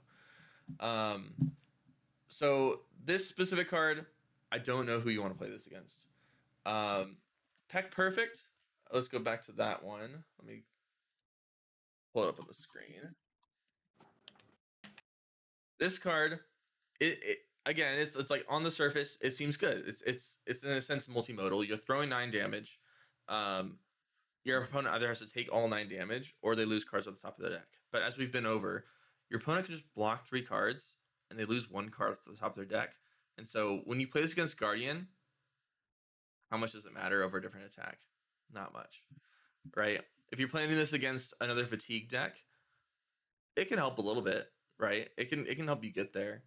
But what if you threw a card that gave you another effect, like another beneficial effect? Like Spinal Crush doesn't work against those decks, right? But like something like Chokeslam. Yeah, Chokeslam. Debilitate. Yeah, just anything. I mean, you're not gonna get all the Flatline. So that's where this card can like be better against the fatigue decks, right? But then this card is not good against anything that's not fatiguing you. Like you play this into Dio, and I'm cheering. I would love to see this thrown against me as Dio instead of the choke slams and spinal crushes and whatnot, right? Like this would be. I would love to see you play this against me. Like you don't want this against the aggressive decks, and so you only want this against the fatigue decks. And even against the fatigue decks, it can be pretty expensive and not be the right move, because how much better is this than Anathos in terms of deck damage, right? So that's what it's the I don't know. This is like the theme with all the cards so far that I've seen. Like Leave a Dent, you throw this at an aggro hero, and you had to spend this card. I think it's the biggest thing with these mill strategies is that you are essentially taking 3 damage to play this card because you're not blocking for 3 with it, right? And that could mean a lot. That could mean an on hit, which is even more than 3 damage against a lot of heroes. Like if you're playing against Dio and you have to hold this card and you're letting a boom grenade through in order to play an attack to throw this card, it's not gonna go so well for you. Right? Like sure, you're gonna take 4 cards off of my deck, but you enabled my game plan in order to do that. And so I think Dio is also a very extreme example for a lot of these milk things. So like I'm thinking like maybe like Slippy, right? Like, do you want to play this card into Slippy? Probably not. They disrupt you, they take away your attack, and you see this Leave a Dent in your hand, and you don't have a good attack to throw it with. Like that's another thing with this Leave a Dent card is that you need to be able to throw. You need to keep more than just this one card in order to get value out of this card. You have to throw another Guardian attack. It could be your Titan's Fist. So you go 2 card 4 on hit mill 4. Your opponent de-reacts it, or they block with a little bit of equipment in a card. And now what? You took 6 damage in order to do that. Like I don't know. I think a lot of these cards just follow that same metric of you're not getting any. You're taking. It's much worse than the on hit style fatigue, right? You're not disrupting your aggro opponent in order to use these cards, and you're giving them free reign to attack you, and your fatigue opponents are going to block it out anyway, and so you're not getting value into your fatigue opponents. So then it's in this weird middle ground of like these cards aren't doing anything into the aggro matchups and the fatigue matchups. That's my thought on these cards. There's some niche cases, and I think that there's going to be a future where these cards are good. But as of right now, I don't see this mill strategy being good into anybody. There's not like a single deck I can think of that you want to run this mill strategy into that you're either not already beating, or that you'll actually get the effects off that you want to get. Yeah, I think you summarized a lot of my critiques too. Like I don't think I went over all the things I critique, but I think that is like a lot of what is the biggest problem with all this. And I think that's like kind of the overview of like that new strategy. It's like there's some cool and unique things you can do, and there's some things like I think you summarized it good. Like I think you summarized it very well, where you're like, where are you gonna play this into a deck that you're not already beating? That is, and it doesn't make the decks that you're not beating. You don't make the matchup any better. Yeah, and I think that is a yeah, I think that is a very good way to put it. And I think like that is kind of the idea. And I think it's a cool concept. And I think there's a lot of really cool ideas with this. And I think they're like overall, I think it's cool that they're branching out Guardian in a different way. Not based on how they play they fatigue, but make it an actual game plan. It's cool that they're branching and making these different like strategies. So it is like I'm glad they're doing it, and I've been asking for Guardian to get different strategies for the longest time. So I can't like complain a lot about this, but it is something like if we want to jump, we can jump into the overall thoughts of the mastery pack, because I think this specific like the overall of like, okay, how do these cards affect this? I think jumps like overall thoughts of master pack, I think will summarize a lot of what I have to say about that. Yeah. And I think this might be part of the overall thoughts of it, but I think that they got a little bit scared to make it too strong and therefore made it too weak, and now it's just not a viable strategy because of that. And it leaves the entire mill archetype as a very lackluster looking option, because what could have been a really cool additional archetype for Guardian is now this just like somewhat meme archetype. and it kind of goes back to Dynasty and some of those other expansion packs where you get all these cool side strategies, but they don't end up amounting to anything, right? Like how many shields have we gotten in for Guardian that just Too many. just aren't good. Like Season Savior had to get a busted card that's only for that card. Actually, now that I think about it, they had to get a card just for that card to make it not even good. It's not even busted. I don't know why I said busted. You could run that card in Jarl. You can run it counter to remove it on the shield, and then you get another Frostbite off your shield. Yeah, but now you're spending Tunic counter and a card to get a card's worth of value. Yeah, to get one block. So it's better against aggro. It's not. It was just a card's worth of value. But yeah. Regardless, like, yeah, I don't know. I think that there's a lot of such a cool archetype that I think was held back by being scared of making it too strong. I also think it was held back by the fact that this is in Guardian Mastery Pack. And I'm going to jump deeper into like the Guardian Mastery Pack. Yeah.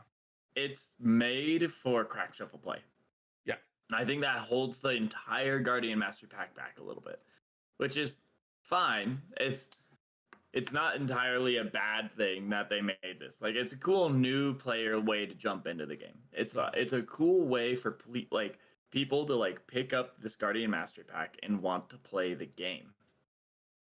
So it's just like I think from how everyone expected it to be and how it turned out is a little bit different. Mm-hmm. I think we talked about a lot of cards that we were really impressed with early on, and I think the introduction of a new way to play Guardian is really cool. But because it's crack shuffle play, like kind of like I was talking about in the beginning with Gauntlets of Boulderhold, like it's a worth Goliath Gauntlet just for Guardian because it says Guardian. You look at Eye Risers in the set, like that's the weapon barely triggers off anything. I think we talked before the podcast. I think 4 to 5 cards out of this 130 something card or 129 card set, like emboldened, and that's it. 4 to 5 cards trigger High Riser. It is a 3 for 3 this set. Like Titan's Fist would have been more valuable. Anathos could have been interesting. Even Sledge would have been really cool. But High Riser's here just because it's crack shuffle play, and the idea of 3 for 4 is absolutely broken in this. So I think that because it's so crack shuffle play heavy, a lot of things had to be held back. And I think that you see a lot of impact over that in the entire set. I think there are some cards that stand out above the others, like Leyline. It's a legendary though. It's a legendary that makes is a legendary, but that makes such a big impact. You have put them in their place, which is just Valda specialization makes a huge impact. You had the Seismic Shelter, Seismic Eruption. Like we have a lot of cards we can name. Test of Iron Grip is really good and also really bad. It's there's a lot of cards, but it's like when I'm looking at this and building a deck in Flatline or Fault Line, which is a 3 for 7 block 3 that has +1 if you have a card in your arsenal, but dual Arsenal Disruption is one of my best cards in set and whenever I'm going into deck building. Like, I think that says a lot. And I think the problem is like when they're like, oh, you can take these cards and take them to Classic Constructed. Kind of like how we were talking about with the Fatigue strategy. Like, if Fatigue's not good, like, what is a new player going to do with all these new Fatigue cards? Like, oh, I'm going to take a Classic Constructed. Okay. Well, none of this applies. Like, I have to go back. And another thing I want to talk about is, like, the reprints. I think a lot of the common rare reprints are cool. Like, I'm glad there's a lot of common and rare reprints because, like, for new players, it's hard to go and get some of those common and rare reprints from the first set. Why isn't Spinal Crush in here? Me and Cody talked about this, too. Why isn't Spinal Crush reprinted here? It's not a crazy expensive card, but it fits into the set. It's like, it helps with the fatigue, and we've been referencing it all day long. It helps with the fatigue in the aspect of it's just damage. But it also helps with the crush effect, because it's a crush effect. It's also disruption. And it's disruption in, like, the crack shuffle play, where it's, like, one very strong play. Is it actually... that's actually what I was just about to say. Is it actually disruption in crack shuffle play against Guardians? It probably isn't. It, It's probably why they didn't do it, which is again why Crack Shuffle Play held it back. well, there's the aura plays. Like if you're sitting back and like I'm gonna make the craziest aura play, and the one like and like the Majestics are supposed to be like your big turn. Like this is my big thing. This Crack Shuffle play. Like I drew this. It's gonna be powerful. I don't want to draw it and be like, well, I'd rather just play my draw crowd, or I'd rather just play my random Macho Grande or whatever, like this thing or another. It is just like if it should feel cool, especially to a new player. You draw this Majestic and it should feel impactful. And it's like, sure, there's gonna be some that aren't, but it like when we're going through and it's like, oh, this Majestic's not very impactful, this Majestic's not very impactful, this one like is a consistency piece.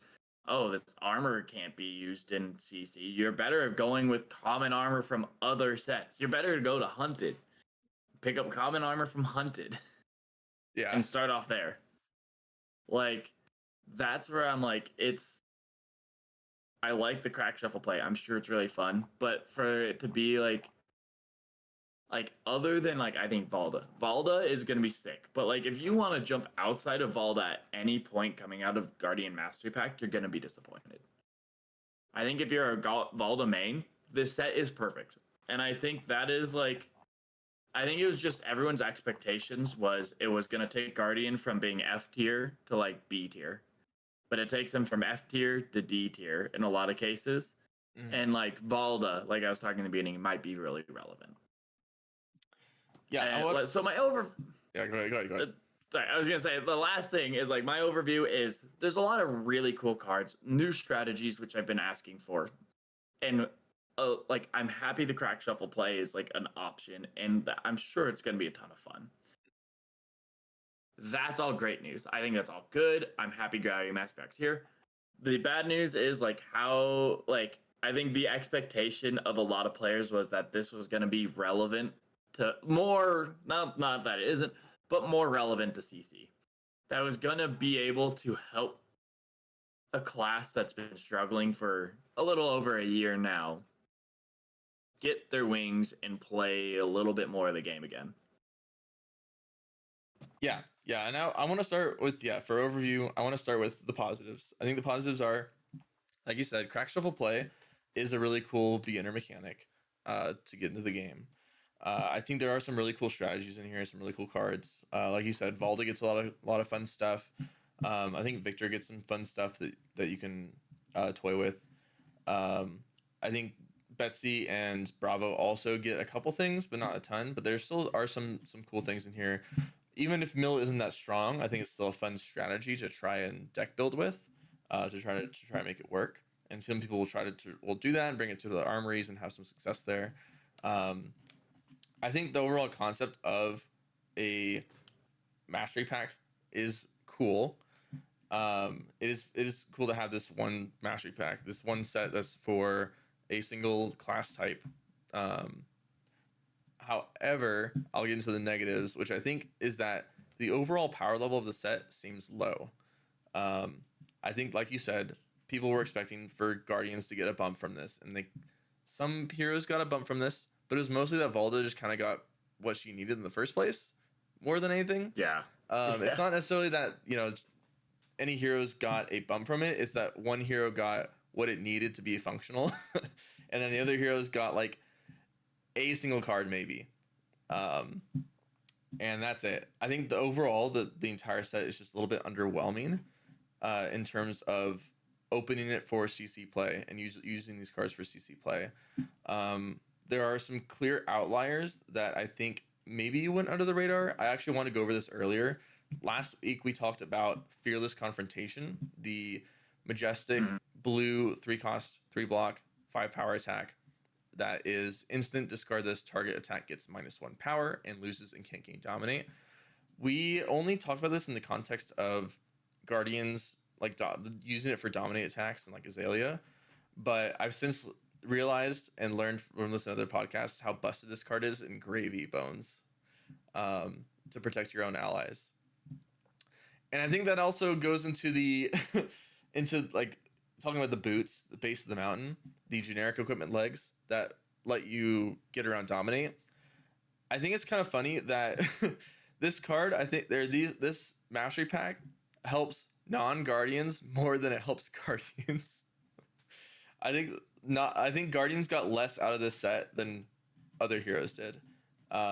Which I think just speaks to the overall disappointment over the set as a whole, towards guardian players. I think one of the biggest things, and I wish I could throw up the marbles for these cards, but the Heave 2 6 cost 10 power attacks that we got spoiled back at Pro Tour London. I remember seeing the keynote, seeing the arts for it, and just being like, wow, these cards look so amazing. These are gorgeous arts. And then I read the text and I was just immediately disappointed. I was like, wait, this is only for the Guardian Mirror? Like why did they make such cool cards for the Guardian Mirror? Like why am I gonna pull a Marvel out of this card and just be out of this set and just be sad that it's smelting of the old ones because it's not gonna be usable ever? I mean, not, I shouldn't say ever. It Heaves 2, but it's just such a disappointing card to have such a cool art for. Yeah, and it's, I mean, not to like say the art isn't great. Like I think I mean I'm a Guardian player. I love the art of this set. Like Yeah. all the art is so fantastic. I am in love with the art. But yeah, I just wish that it wasn't made. I think the big thing is that it was made not necessarily just for Crash Shuffle play, but for Smash Palace. And I think Smash Palace is a really cool product. I think it's a very cool way to you know make a board game out of a card game, right? But I think that they probably should have just gone for, here is a set of cards and not here's packs to Crack Shuffle play with to play Smash Palace. I think that they required for this Mastery Pack to be Smash Palace compatible and therefore Crack Shuffle play compatible, which made it for all these cards to have Guardian effects to make them seem cooler, I guess. But like, I don't know, like why did these have to have Guardian Hero specific effects, right? Like why couldn't they be maybe toned down a little bit or made compatible with just being regular crush effects?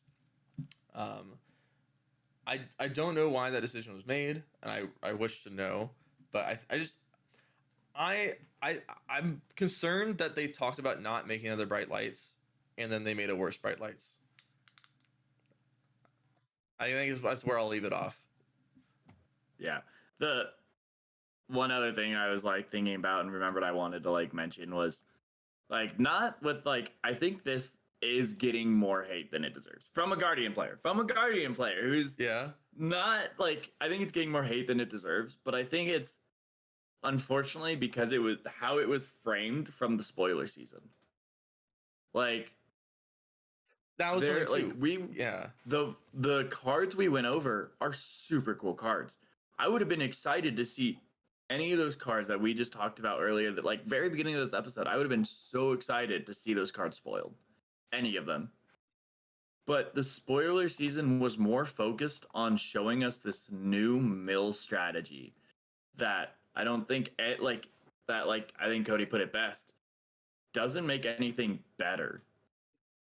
And it doesn't help any current game plans, and it doesn't look overly strong. Like they're showing off these mill strategy cards that end up not making anyone care. And it's like the first spoiler, like, and even if they wanted to show off a couple, like, hey, here's this really cool Peck Perfect, like that, like, okay, like that starts asking questions. And then being like, there's a couple more mill cards, what could they be?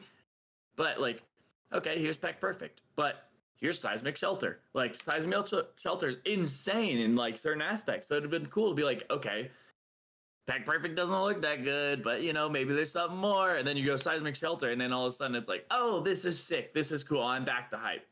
And then it's like, maybe you give Leave a Dent, and you're like, I have some questions I want to ask. And then they go, oh, by the way, tectonic instability. And you're like, okay, we're back on. Let's go. This is like the first spoiler season where I feel like first spoiler season ever where I feel like the community has gotten less and less excited as cards were spoiled. Yeah. And that was the unfortunate part. And it's like, there's so many cards that I think fed into what the community want, like the Seismic Shelter, Tectonic Instability, Aftershock, Overswing, Geyser of Seismic Stirring, like Rumble Razor. Like these played into what Guardian players already wanted. And then you you showed us something else. And I also think like one of the biggest disappointments was I think Leyline should have been the legendary that Arsenal Pass spoiled. Yeah. Because like sitting back and everyone being like especially Guardian players like sitting back and being like, okay, spoiler season started. We saw 2 cards I think that were like hate cards for Illusionist. And then there's like talk about legendary boots. And you have a picture that looked like Guardian legendary boots. And you're like, okay, here we go. This is what Guardian finally needs. We finally get our boots. We've been waiting forever for boots that don't just do that sometimes make the game worse for us just for wearing them. Like we like let's like finally get some boots. And then we get a hate card so early in the spoiler season. I think like really started it off low. Like, Yeah. okay, we got a cool like a couple cool cards, and then a hate card, not only for Guardian when it's a Guardian class, but for and it's generic to take away the idea and like it was sad because I think everyone expected to be Guardian boots. All these Guardian players, like we've been waiting for something playable, like playable at the boot slot. We still don't have anything playable at the boot slot. Like, and it's like it was put out there. It looked like it was a playable Guardian boot, and then boom, like it's not. It's actually Guardian hate. It's something that you shouldn't be running as a Guardian.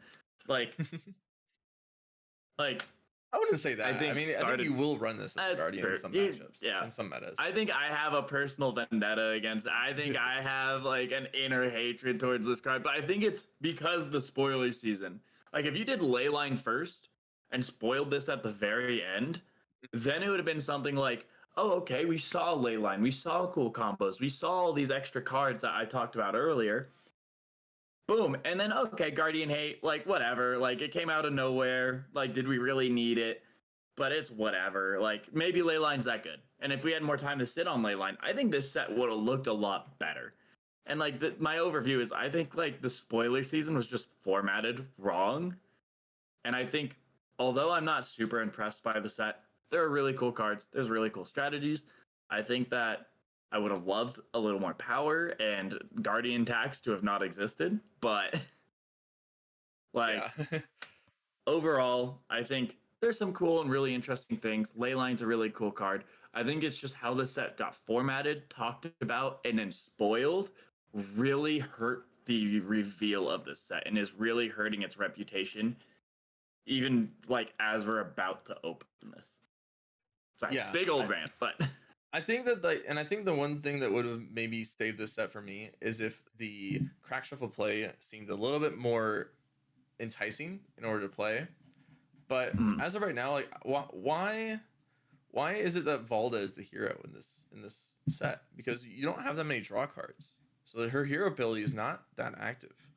Like it seems like this was made for crack shuffle play. It's like why are the Smash Palace? Or sorry, not crack shuffle. It seems like it was made for Smash Palace. So why don't we just have the Smash Palace heroes in here as options, right? Like I don't quite understand. I could see it being something where like if people want to play crack shuffle play, you have the Smash Palace heroes, or even have the old heroes. Like the old heroes are so easy to obtain. I could see it being very easily. You just pick a Guardian hero, like choose any. And but that's not what it was made shuffle. for. Like you That's can, not you what can it was modify made it, for. like, but you can't pull any of the Guardian heroes out of this. Like yeah, you can pull Bravo. Yeah, Marvel Bravo. Pull Bravo. Marvel. I'm gonna be playing if I pull a Marvel Bravo. I'm gonna be like crack shuffle play Marvel Bravo. Like guys, I'm playing Marvel Bravo. I don't care what you guys think, but I think it's the thing too is that Bravo would be too strong because there's no D reacts, right? Like you have block cards, but that doesn't get around dominate. So like, well, you can't have Bravo be the hero. I want to say you still do get a lot of seismic surge. There's a lot of things that create seismic surge that still allow Valda to dominate. So you still get Sure. her hero text because she just needs 3 seismic surge to be effective. Yeah. And if it's from the opponent drawing, which is not a ton, but there is, but like you have other effects that create seismic surge. And I mean, if you go down to the commons, That's true. You have the other half of her effect. you have available. the block card like Clash of Bash. You have the geyser. You have embolden because, or like the opponent has embolden. You have seismic stir. You have overswing. You have thunderquake. You have rubble razor. You have some tonic instability. You have promising terrain. You have draw a crowd. Like you have all these ways to create seismic surge, and then you have aftershock to keep them. Like I don't think that I think you'll still get Valda's hero ability off. It might not be as much. It might be like once or twice a game, but still to even be able to do it once or twice a game, like Bravo in this, like would be like there's not a lot of stuff you want to dominate in this set for Bravo because it's like I guess the anti-guardian stuff, yeah, sure, I mean, but like you just want to dominate just to push damage through. It's really all you want to yeah, do. I guess that's fair, but it is just Yeah. I think it's a very interesting sorry, I mean, but yeah, it's somewhere. I'm curious to play it. Like I will play I'm- Correction will play it at least once just to try it out, just to make sure that like I'm not misjudging it, and everything. But I just look at this set and I don't see any reason for me to get it. I don't see any reason for me to open it. I don't see any reason for me to do that except for play Craft Shuffle play maybe once or twice. Like I don't need to prepare for limited for any reason. You know, things like that. Like any cards that I might want as a non-guardian player, I'm not gonna open packs for, right? And that was the reason that they didn't want to do bright lights, right? Was because anybody that wasn't interested in Mechanologist wouldn't play it. But it was at least a draft set that was part of like ProQuest season and everything. So then you would still play it for drafting. I think a little criticism to that comment is like I think this isn't meant to be for everyone. Like in a way, like I think like yeah, like you can play crack shuffle play, but I think it is like from what I've picked up, like new players and like Guardian players, and I think that's why Guardian players were so upset because like as you said earlier, more classes got support than some of the Guardian heroes. Like I like unironically went to like Beth the other day, and I'm like, Ira, like your Ira is gonna be so much better after this. That just even because like she plays a lot of Guardians. Base of the Mountain is such a good hate card. Like, Yeah. it's like, oh, like you just run this into me and you're like 10% better into me. And it's like you got a better win rate from this set than I did, and it's a set about my heroes. Like Yeah, and I think that's the thing is that like it's meant for Guardian players and Crack Shuffle play, but then it has all these cards that I think it's the set overall will make other classes better than it makes Guardians better. So I think it's weird in that sense. Like it doesn't even it's not even for Guardian players. It feels like, you know. yeah, I mean, I'm still excited. I think, like I said, I think if spoiler season was flipped and the cards that weren't spoiled were spoiled, the cards that were spoiled weren't spoiled, a lot of Guardian players would feel a lot better about this.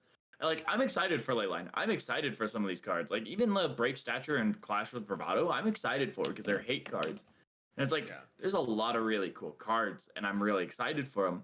It's just, I think it just got put in such a bad light that it just ends up being pretty disappointing. I'm still gonna buy way too much. I think the Marvels, I think Guardian players are super excited for as well. Because Guardians haven't had Marvels before. I've never been able to like sit down and bling out my deck. Like That's like what I'm upset about though. Is like I'm never going to sit across from someone playing one of these big dragon marbles. It's like Godzilla looking marble. It's just not gonna happen. Hold on. I'll do it. You can let me play my Marvels against you. You right. you say never, but Please. you know me. Please play this card into me as Dio. I want you to play this card into me. You'll see me block with it in the Dio. There we go. If you play like some other deck, maybe I'll play it. But yeah, but generally like I'm like I don't know, like I like the sentiment of this set has been really negative, and I'm disappointed. I want to like get that out there. I'm disappointed. I'm like a little upset, and I've been really frustrated with this set. But I also want to say there's really cool things, and like I'm really enjoying it, and I'm still gonna get into it, like as a Guardian player. So it's like I want to put that out on both sides, and it's like I know Flesh and Blood and the LSS listen to like people, and they're gonna take this criticism pretty heavily. But I don't want them to take this as a complete negative. Like this entire set failed. There's nothing good. I think there's a lot. I think there is a lot of positive and a lot of really cool things. So it's like I want to put those out there as well. It's like these are really cool, and it's like I think if you change the spoiler season, it would have been taken a lot better because there are some like it's like I think there's a lot of criticism to help this product in the future be better. Because like Warrior gets this in the future. Like I'm not a like I play some Warrior, but I'm not a huge Warrior fan. But it's like I would love for them to get cards that aren't just when you hit a Warrior, do this. And all like their best majestic being it's a 0-for-4 attack reaction. But if the opponent plays a defense reaction, it does nothing. Like something like silly like that. Yeah. I don't want to like sound like I'm just like shitting on the product or anything because obviously there's some cool stuff going on here. I have this criticism because of the love for the game, and I want to make sure that the next time when the product is more applicable to me, that this doesn't happen again. Because right now I'm not buying this. Right? I just don't have any reason to. Besides like playing, I'm gonna try Crack Shuffle play, but that's just not interesting to me. And I know that there's lots and lots of people that are gonna be in the same boat as me. They don't play Guardian, they don't care to play Crack Shuffle play, and so they're not gonna touch this thing, right? And I want to make sure that maybe if I'm interested in Warrior, right? You know what? Actually, I'll rephrase that. I was interested in playing Guardian. I was interested in looking into playing Guardian, and I've mentioned this before. But I see all this stuff, and I see that there's like nothing for me to really play with, and like I don't want to play Guardian. I think that's like the biggest reason that I'm criticizing it so much is that I was excited to have a reason to get into Guardian and play Guardian, and I don't feel that from seeing this set. Like I'm not excited to play Guardian after seeing this set. I'm excited to play Pleiades after next set, but I'm not. This set I was hoping would get me into playing Betsy, and it didn't. And I think that's where most of my criticism is coming from is like I was excited to pull out my Betsy stuff and start playing Betsy, and that's just not gonna happen.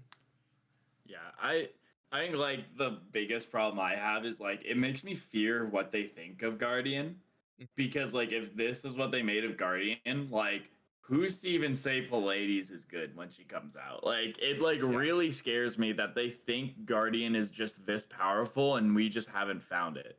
Like hey, they've been powerful for so long, you guys just don't know how to play Guardian. And I'm like sitting here as like only ever playing Guardian, and like there are some good things. And like a lot of people are like, oh, Jarl got nothing. And I'm like, Jarl didn't need anything. Jarl is fine. Like Jarl is good. Like he could have maybe used Visit Anvilheim. Sure, whatever. Like he could maybe use some of these cards, but like Jarl was not like I personally, as a Jarl player, it was not relevant. Like when I looked at the set, I wasn't I still haven't processed any of these cards as a Jarl card. Like it's not that it's not that any of them stand out, but it's not that I'm looking into them. I'm not like looking at this card and I'm like, how does Jarl play this? Like I'm looking at this like, how does Bravo play this? How does Betsy play this? How does Victor play this? How do these Guardians that, and I mean even Victor less so, but it's like how do these Guardians that have not been playable play these cards? That's what I've been looking at as a Guardian player. And that's like, so it's like it's interesting. I kind of lost track there. I was but so, I do want to leave off with one thing. Oh yeah. Is that again with the marbles, like imagine if you put him in their place had a marble instead of one of these other Guardian specific cards. Or imagine if Peck Perfect had a marble. Or if anything else, since they're doing some majestic marbles. Like what if they had some marbles in other slots instead of those specific Guardian cards? Like I don't know. I want to make like I just wish that there were some things that went differently. Is really what I want to get at ultimately. Yeah. I also think like this set would have been a lot better if Guardian, other than the legendary, got one more card that was pretty relevant. Like if we got one more majestic, say you exchange like, I think Daily Grind's like interesting in its own right. I don't think it's good, but like if you took, or even Headbutt, like Headbutt is a cool consistency piece, but like imagine you took that card and just made it into another red crush card, like then Headbutt would be a lot cooler. And it's like, I think that's something where it's like, if you just took one of these cards, maybe overtuned it, not even overtuned it, but tuned it a bit, like, I think a lot of people would have been a lot happier because you gained, like, okay, like, we got one cool legendary, but we also got something that all the Guardians want to play. And, like, I think the biggest problem with this set is, like, not a single, I think, or not the biggest problem, but one problem with this set is the only card that all the Guardians, not even all the Guardians, Y'all's not going to play this, but like all the base Guardians might play is Rubble Razor, a common. Mm-hmm. Like that's the only one they're going to share. All the rest of the cards are stuff that are very unique to different game styles and very unique to each hero. So you just didn't get anything powerful that was like, and I didn't want a codex for Guardian. Like I joke about that all the time, like when's the codex for Guardian coming up? But I wanted something that like Guardians would look at, kind of like Spinal Crush, and even just consider all playing because it's strong enough, and it would like push them into that relevant situation. Yeah, I just think it's cool when classes get new strong cards. Like I think it's fun for everybody. Like it's fun to shake up the meta. It's fun to see something you haven't seen in a while. And I was excited for there to be like a Guardian meta coming up. We'll see. Maybe that changes with Super Slam. Maybe there's some new stuff there. I am actually very interested to see the next banned and suspended announcement. Oh, that was something I wanted to talk about too on this podcast. If we are at 2 hours and 6 minutes, so I do want to like make it a little bit quicker. But yeah, I didn't want to talk about the BNR expectations and like predictions. So what are yours? I'm curious. I'm saying at least blue golden tipple.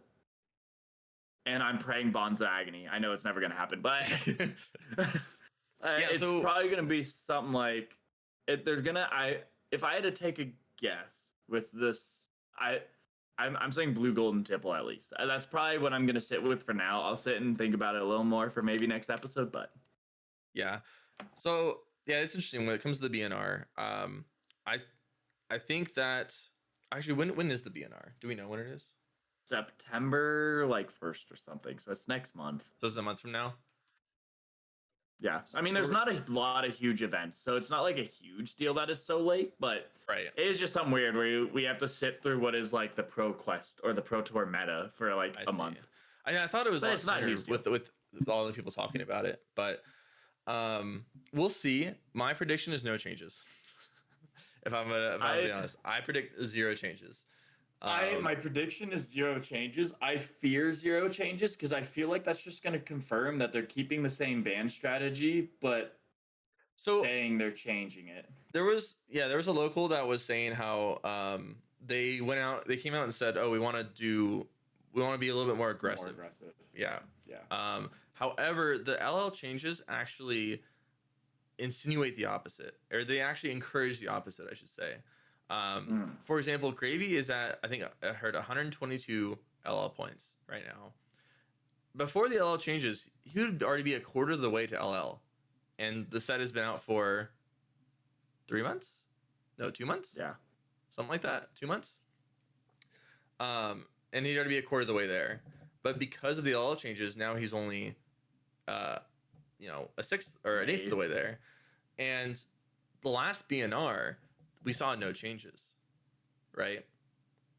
If I remember correctly, and I don't remember how long ago it was. Yeah, we saw no changes. And I mean, I think everyone agreed no changes last time though, because it was actually pretty good meta. Everybody agreed, actually. Well, I guess that's not fair, but I think the public agreed, but a lot of the professional players were saying Gravy is a problem. He's not showing it yet because he takes a little bit to learn, but he is the best deck.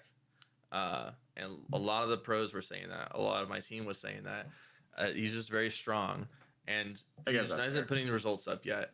And he's going to need a ban because he's just strictly the best deck to be playing right now. And I think we're seeing that Slippy is very strong and is causing Gravy to not get as many results as he would normally get because Slippy is pretty strong. And I think we've seen some Ira breakouts too in the events in Singapore. But Gravy is he has his bad matchups aren't even that bad. Is the thing with Gravy. Yeah, no, and it's like watching Gravy at the Pro Tour. Like, I think I talked to you at one point. Like, I watched a hand where I'm like, without gold, it was like a 3-card, like, 6 or something. I'm like, oh, okay, that's an average hand. And then they popped gold and made it a 3-card 20. I'm like, holy moly. Like, Yeah, it's like, literally like Gravy's has some bad turns, but it's just because the only reason that they're so bad is because he just needs gold. The moment there's gold, it's just like those turns are usual. That's the usual game plan for Gravy. And that's kind of why I'm like, I wouldn't be surprised if they take gold and Tipple away to like, so that's like maybe not all of them, but like make it like a majestic at red, kind of like Bonds, to make it like, oh, cool, you have some, but like gold is way more restricted. Yeah, I think that would be the easy hit. Would be take away blue, golden Tipple, and for Slippy take away if they want to hit the top 2 decks right now. Take away blue, golden Tipple. Take away either Bonds or I heard Take of the Mantle was a consideration. Or I like Take Up the Mantle though. Like I actually think Take Up the Mantle is so cool, and it's such a cool card. I have a bigger problem with Bonds because it's a blue with the value of a red that is from Mistveil, which is insane already because that's better than any red Guardian owns, and it's a blue. Like, yeah, I could agree with the Bonds ban, honestly. I think that would do a lot of work. Yeah, that would be where I'd say that. I heard Mantle, but I wasn't necessarily agreeing with Mantle, but I heard that was a suggested ban. I think it's from Arsenal. And it's like the problem with Mantle is Bonds of Agony. When you just pull Bonds from your graveyard, well, not. It's more opinion. That like you throw like any, if you're marked, any insignificant looking attack can become just 20 damage. Is really what it comes down to, right?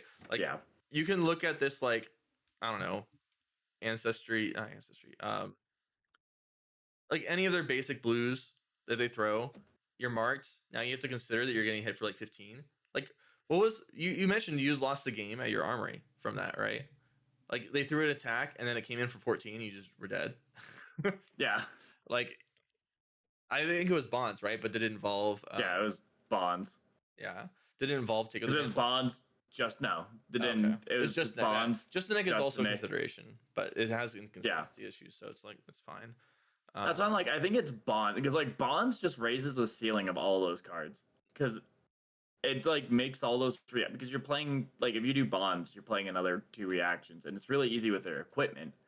So it's just like I choose Bonds, and it's a 1 attack that's actually a 4 attack.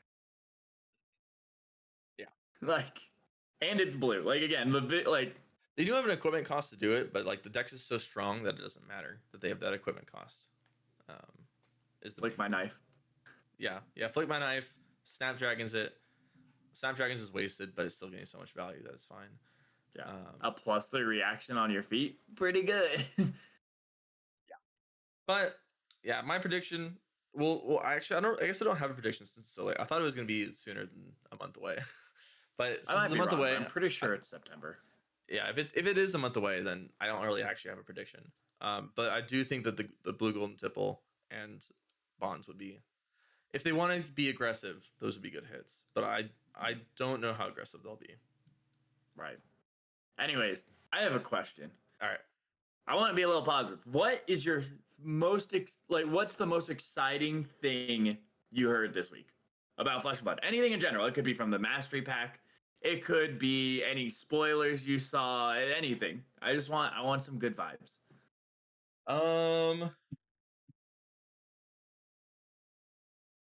Well, I have that leaked card that we could talk about. That might or might not be true. It might or might not, but we can talk about that next time. We are way over. All right. So then let me think of something. I mean, I'm excited for calling Kansas City. I will say that in terms of just Flesh and Blood stuff. We have our 1K next week on Sunday. We have a local 1K. Are you still planning to go? Yes, I am. Yeah, so we'll both be going to that. I'll be bringing my Dio. I don't know if you're settled on Valda yet or not. Because this pack comes out the Friday before. that 1K? Yeah, so it's like 2 days to attain the cards. Yeah, you That's have 2 my days. biggest thing. Yeah, and I mean it's a local event, so it's not like it's nothing crazy. But I'm gonna be hitting up anyone like, please. Yeah. I think you'll be able to find because you'll Yeah, basically just need a ley line and a couple other cards, right? That's all you really need. yeah. So I think you'll be able to get them. And then I'll be bringing Dio, even though it might be a Guardian meta. We'll see. Maybe the Cogging machines come back in. But actually, if people are running mill decks, then that wouldn't be so good. Funnily enough. Um, but yeah, so I'm excited for that because I'm gonna have 2 back-to-back weekends of competitive events that I'm excited for. And I'm just excited to play Dio. I've been having fun with Dio. She's so much fun to Mm. play. It's I love looking at the top card of my deck and just seeing Cerebellum Processor or a Red Boom Grenade. And it's just the best thing in the world. I love that. um, but yeah, we'll see. I I'm I'm cautiously optimistic that Dio is still a decent pick for those tournaments. Feel like she's okay. She's I think top she's at least 5 in okay. my list. Yeah, she's at least okay for those events. But She's yeah. better than Guardian. Hey, we're being positive. And again, I am so excited to marvel out my deck. I'll tell you what, I'm gonna spend too much money on a Marvel Valda, all the Marvel side. I was literally at my Tuesday Armory, and in every time I would create more than 3 Seismic Surge, I'm like, now just imagine these were all Marvels. Oh yeah, I forgot about the Marvel seismic surges. Yeah, those are Yeah, but I was every single time. I'm like, I bet I was so annoying, but I was just like, now imagine if all 10 of these was just a stack of Marvel Seismic Surges.